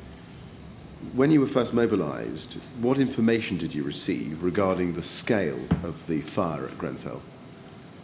So as an officer, so I was at home. I'm camping out from Dagenham fire area. My pager went off to say that I was to be mobilised to a 6-pump fire as a fire safety officer. I turn on my handheld radio, which has got the main scheme radio for the brigade, so you can hear what's going on, to try and get a feel of the situation. And I was trying to get through to control, but control was really busy. The radio was extremely busy. There was messages coming through, and not just from that incident, but from other incidents that were going on. I eventually managed to get through to control, and I said to them, who I was, why I was responding to them. It was clear to me that I think it had gone up to, I can't remember the exact, but it was mate pump 6 on my pager. On my radio, I think it went to 8, then it went to 10 before I could get through to control. It was sort of that quick. My thought process, rather than to find out specific things of, are there any railways around, will it affect any schools, which we're trained to do to get from control, or the number of calls, I made an assumption that it was obviously a really big fire and I just need to be getting on my way because it was a long way for me to go. So I booked status 2, mobile to the incident, and I said I'll pick the messages up as I go. Right. Just focusing a little bit on one or two things you've just said. You said you turned your handheld radio, which had the main scheme radio for the brigade. Which channel was that? So it was on channel, I think it was on channel 4. Channel 4, yes. And if you look at your statement, first page, third paragraph, fourth line down, you do say, to step it up, I turned to channel 4, which covers north of the river.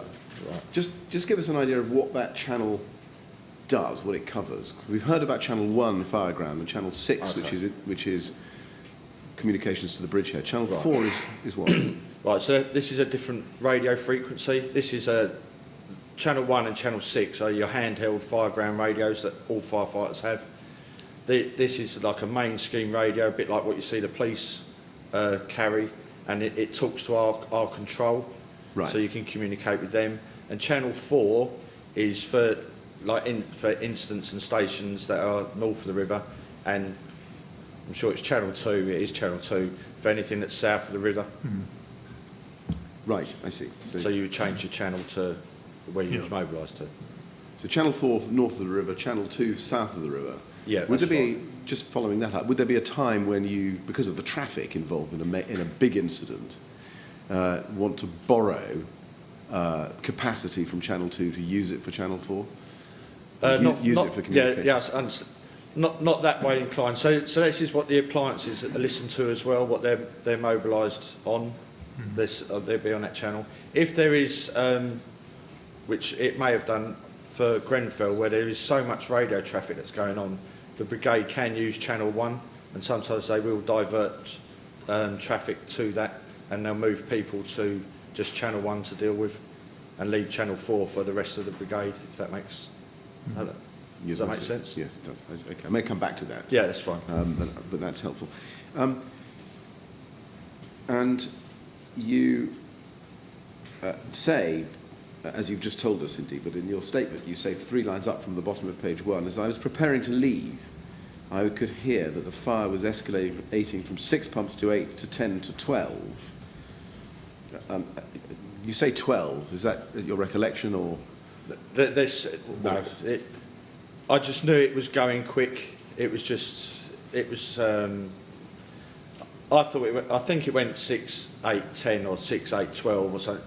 It just went up. It's unsurprising. Well, it is surprising that it went that quick. Right. Usually it doesn't go that quick. So just trying to gauge your reaction when you heard it go 6, 8 to 10.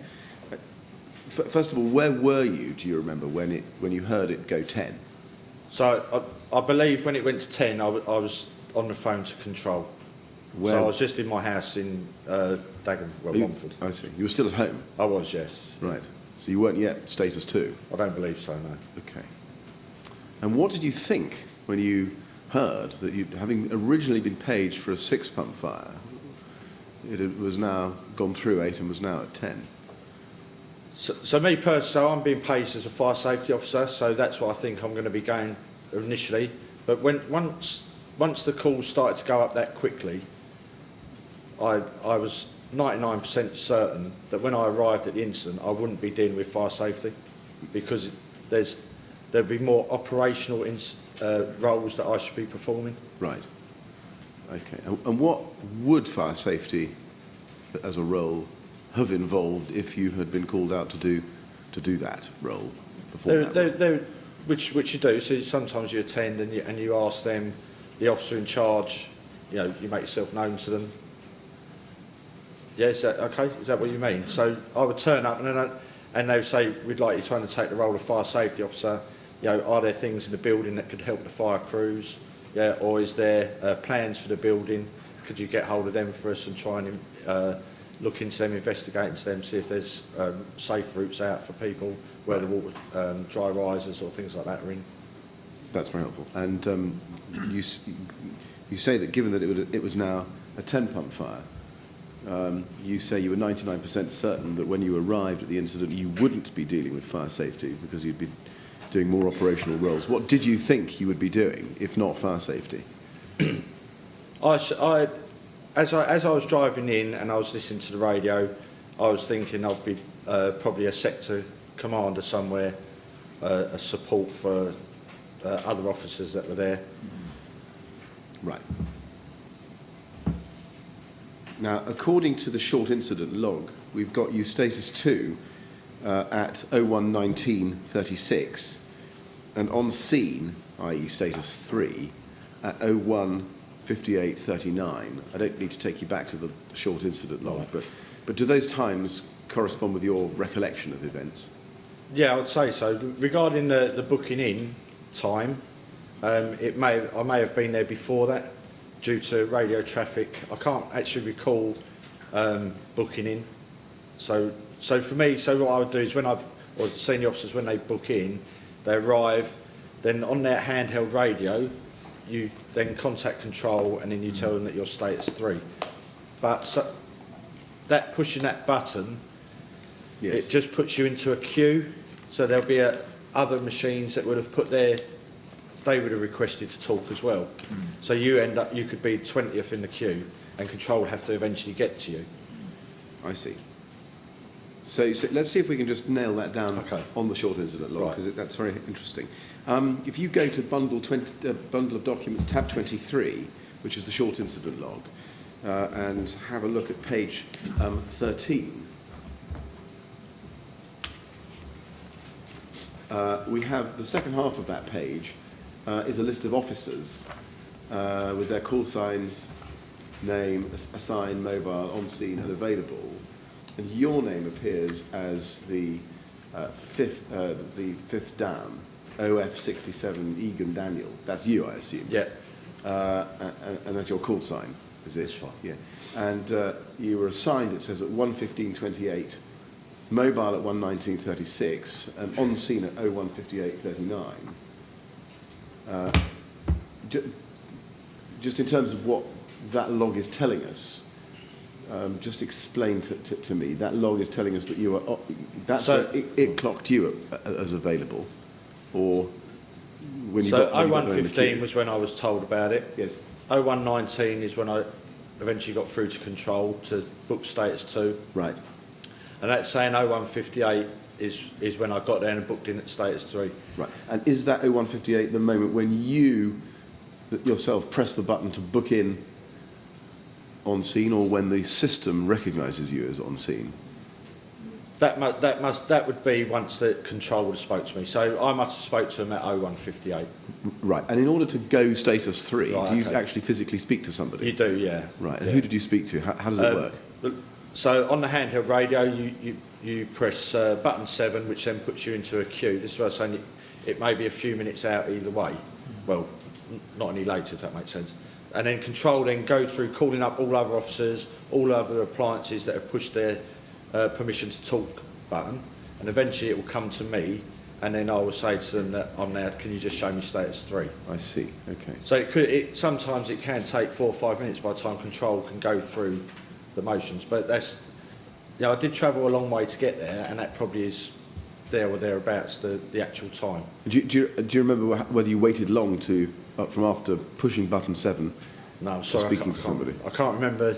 When you'd asked me that earlier, I was trying to think, and I can't remember if I had to wait a long time. That's right. Okay. Sorry. Okay.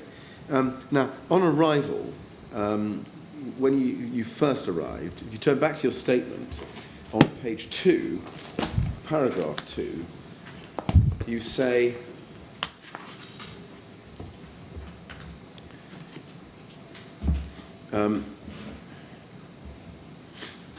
in the last 4 lines, you describe how you put on your personal safety equipment. You say, I could see hundreds of people in the street.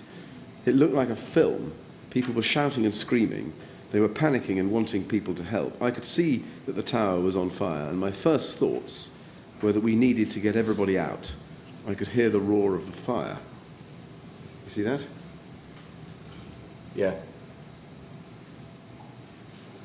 Did you share those thoughts with anybody at that time? No, I didn't know. Is there a reason why you didn't share those thoughts with anybody at that time? To be honest, it was honest. It was obvious. Not honest. It was obvious. As I attended, as I come around the corner, and you could see it from sort of nothing. It was just horrendous. And then by the time I then had to manoeuvre myself again and go and park up and get rigged, and getting rigged, and you can just hear people screaming, and Now, it was just so obvious. Sorry. Okay. Now, we've got your status 3 time at just before 2 a.m. Standing here and casting your mind back, can you remember what parts of the tower were on fire from when, at the moment you first arrived? So what I would say was the front of the tower. So it would be the right hand side. So there was parts of the front that was quite high, was a light, and then from the right hand side was a light as well. It seemed more, if I recall, it was more the right hand side that was just going like a train. But you say some of the front, and Yeah. some of the front at whereabouts on the building? The top, middle, bottom? I think it was probably middle. At the front, it was the middle. On the right-hand side, it was a few floors up, and it was just going straight up. Right. Just straight up. Had you ever seen anything like that before? I haven't seen anything to that scale. What really did surprise me was the smoke travel. Oh, right. Usually the tower blocks they create their own sort of wind around it, and you see the smoke sort of blowing around. This just seemed to be hugging the building and just following it straight the way up. And that made it even, in my opinion, it just made it a bit eerier. Right. What does that tell you about how the fire was behaving? Fires that I've seen previously that have had external fire on it haven't reacted that severe. To me, my opinion was you cannot put that out. Yeah, we're not going to have the resources to put that out. No. From what we've got in that initial stages, we're going to need a hell of a lot more. I'm going to come back to that answer, if I may, in a moment. But before I do, can I just examine with you your experiences of exterior fires? In your experience, your long experience in the London Fire Brigade, do you have, or did you have, as at June 2017, experience of exterior fire spread? I have had, yeah. I've been to fires that have spread externally, yes. And can you give us some examples? There's been fires in Mile End where it's came out onto the balcony, and then it's caught the floor above, and then the floor above that. There's one recently after this fire where there's external fire spread in Knightsbridge, and it just went up the side of the building. And the issues is that if it's staying on the cladding, as we all know what there is now, if it stays on the cladding, that's probably not as dangerous. It's when it starts to spread out and it then affects the windows, doesn't it?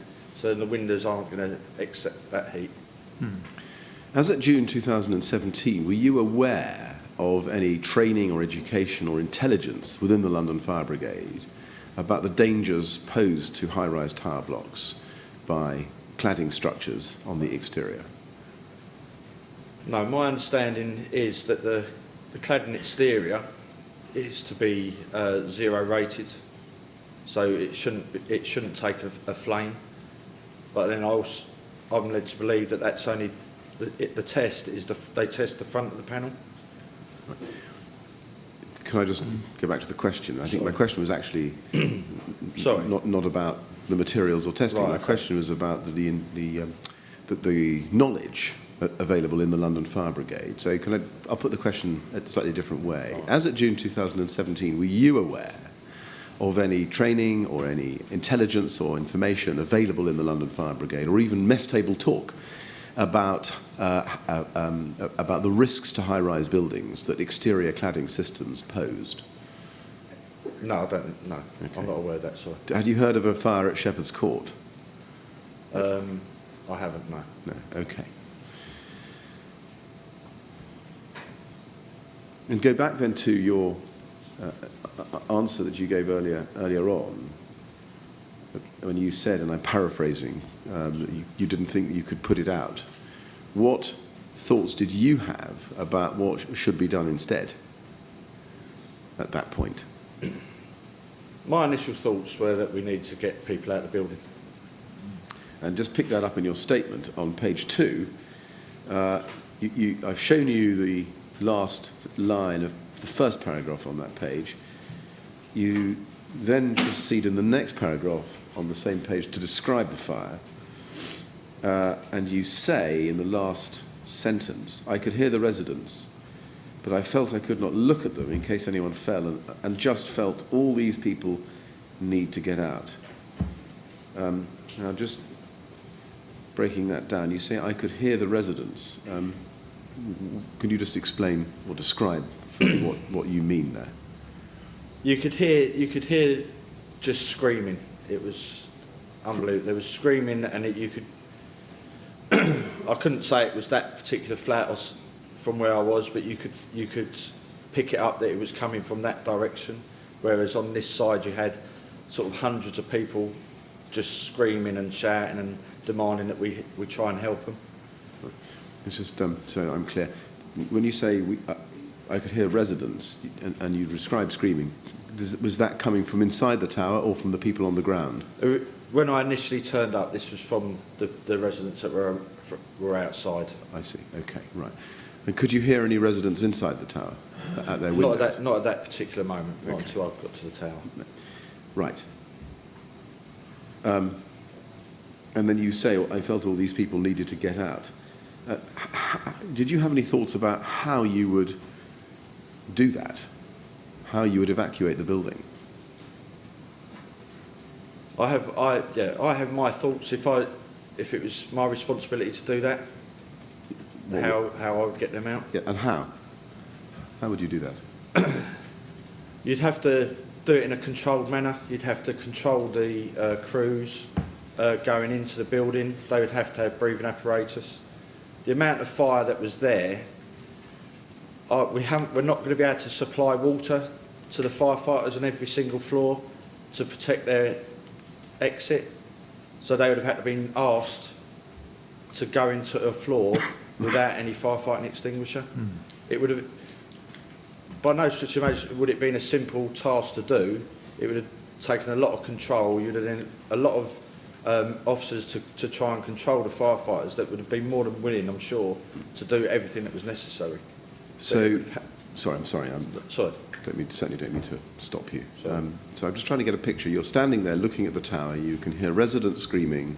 You think to yourself, we're not going to be able to fight this fire. We need to get everybody out. What did you, standing there, what factually did you know about the means of escape and the other fire safety measures present within Grenfell Tower yourself?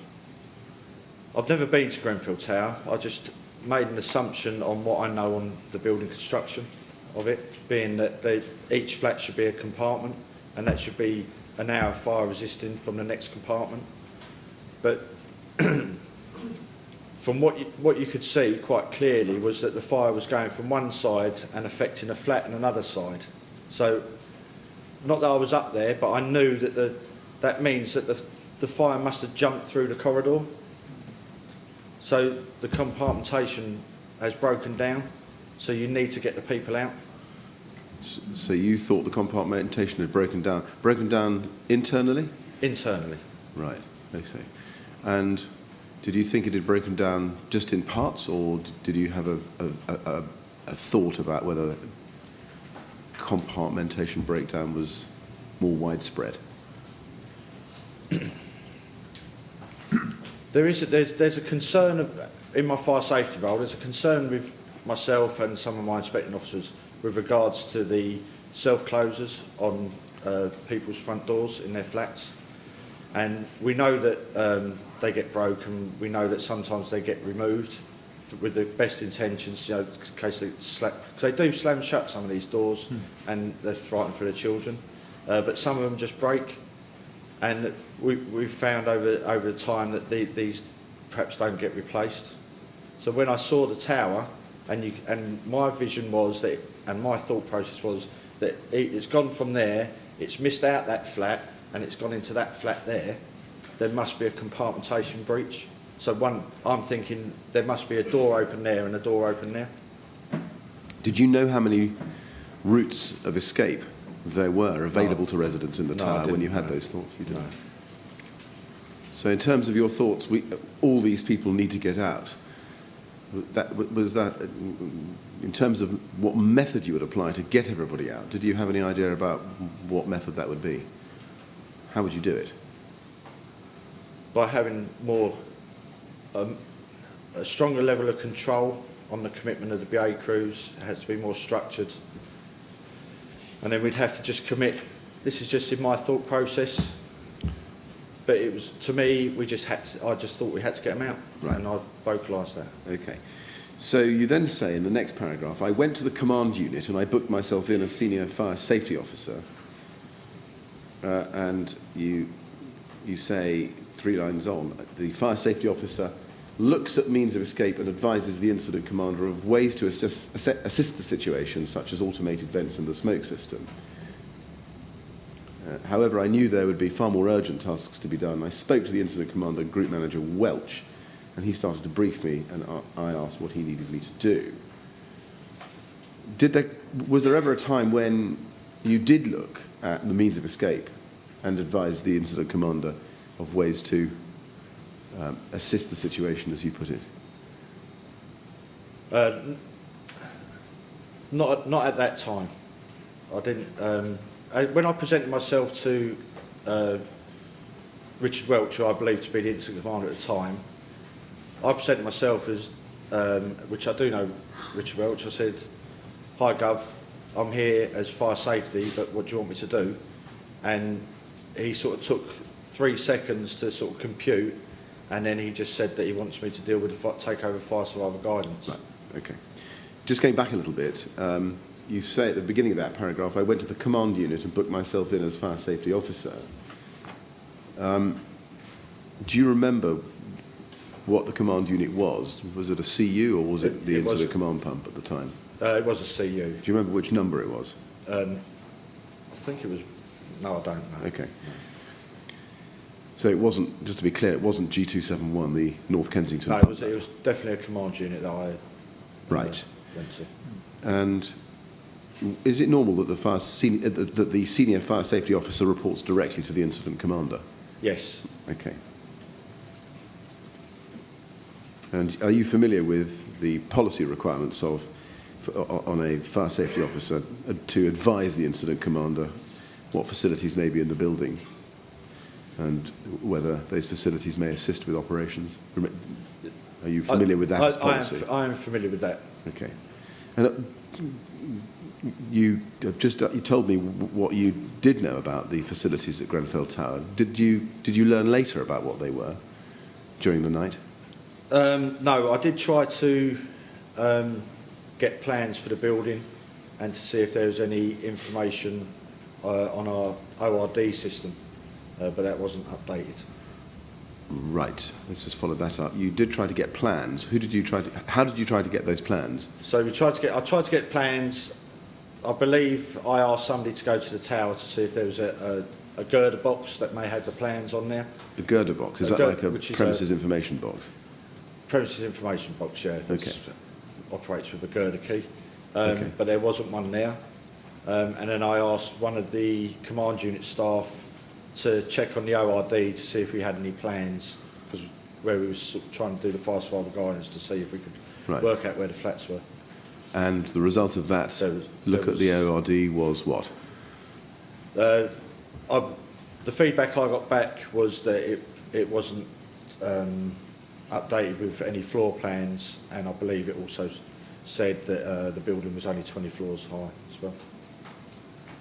Who did you ask to look at the operational risk database, the ORD? It was one of the command unit staff. I think it might have been Tony Peckham. Right. And did you see him examine the ORD, or did he just tell you what he'd found? He just told me. Right. And what he told you, is that what you've just told us? Yes, it is. Yeah. Right. And what did you think about that when he told you that the ORD didn't have any plans and wasn't updated? I was a bit gutted because I thought we could use the information, but it was something that I was familiar with on other premises. Right. There's a lot of information that goes on there, and there isn't really probably a lot of, to be honest, there probably isn't a lot of training on how to do it in a succinct and best practice way. Was to the best of your recollection, was the information that was on the ORD helpful at all on the night of the Grenfell Tower fire? Not from what I wanted, where I wanted the plans of the building, and it was just a comment that Tony said that it was, which I'm sure was Tony. Just so I can get a basic idea of this. I mean, how basic is it? Let me start again. The plans to a building, is that really the basic building blocks of a fire safety officer's information about a building? For a fire safety officer? Yes. Yeah, if you attend an incident as a fire safety officer, one of the first things you'll do is try and find plans for the building, and then try and find if they've got any automated systems for smoke extractor or sprinklers. Try and find out where the sprinkler main valve is, any communications going throughout the premises. They're sort of your basic things that you would try and get straight away. Right. Thank you. And how difficult is it to proceed with amassing information about a building in the course of an incident? Is it, if you don't have the plans? How difficult does it make it? It really does depend on the building. To be honest, a block of flats is a block of flats. So once you can identify where the dry riser is or the wet riser is, and then the lifts, the crews have already been in there. It's a nice to have later on, the plans, where you might be able to, in this instance, you might be able to work out where the, if there's two corridors, for example, you can work out where the flats are. In this situation, what I believe, it was only a central core anyway. Did there come a time when you became aware that there was supposed to be an automated smoke vent system? Yes, there was, yeah. You knew that, did you? Only when I went into the tower. Right, okay. And what about the fact that there were no sprinklers? When did you find that out? When I was in the tower, Right. there was, yeah. And what about the fact that there was only a single staircase? Once I went into the tower, Right. I found that out. What did you think about the fact that there were no sprinklers and only a single staircase? No sprinklers in a block of flats is quite common. Even though we're pushing for it, it's still quite common. With regard to the single staircase, similar thing. The only thing that meant to me was that to get people out and to get fire crews up is going to, be a lot harder and a lot more difficult than if we had two staircases. When you, just going back to your statement, when you went to the command unit and booked in, you say you then spoke to Welch and he started to brief you, and he told you, we see this at the top of page 3, he said, I want you to take charge of the fire survival guidance calls. And then you say, I asked for the details of what we already had and spoke to Watch Manager Norman Harrison, who was one of the command unit staff. He was writing what information they had up on the board. He started to brief me about which residents they knew and what floors they were on. Now, you had this conversation with him. Did you ask, well, first of all, did you share with Group Manager Welch your view that the building should be evacuated, as you've told us? Not at that stage, I didn't know. Is there a reason why you didn't? Because Because at the moment, my role is to go there. He's given me fire survivor guidance. I'm going to make an assumption that, you know, the officer in charge has got this in control. Right. They would have considered it already. Just going back, though, to the bottom of page 2 of your statement, you say that, 3 lines down, the fire safety officer looks at means of escape and advises the incident commander of ways to assist the situation. Yeah. Now, although he'd given you the fire survival guidance task job to do, did you not think that because of your qualifications and experience...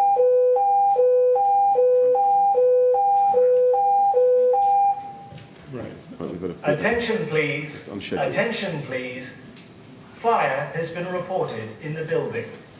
Please leave the building immediately by the nearest exit. Will you all follow the ushers and the others who'll guide you out?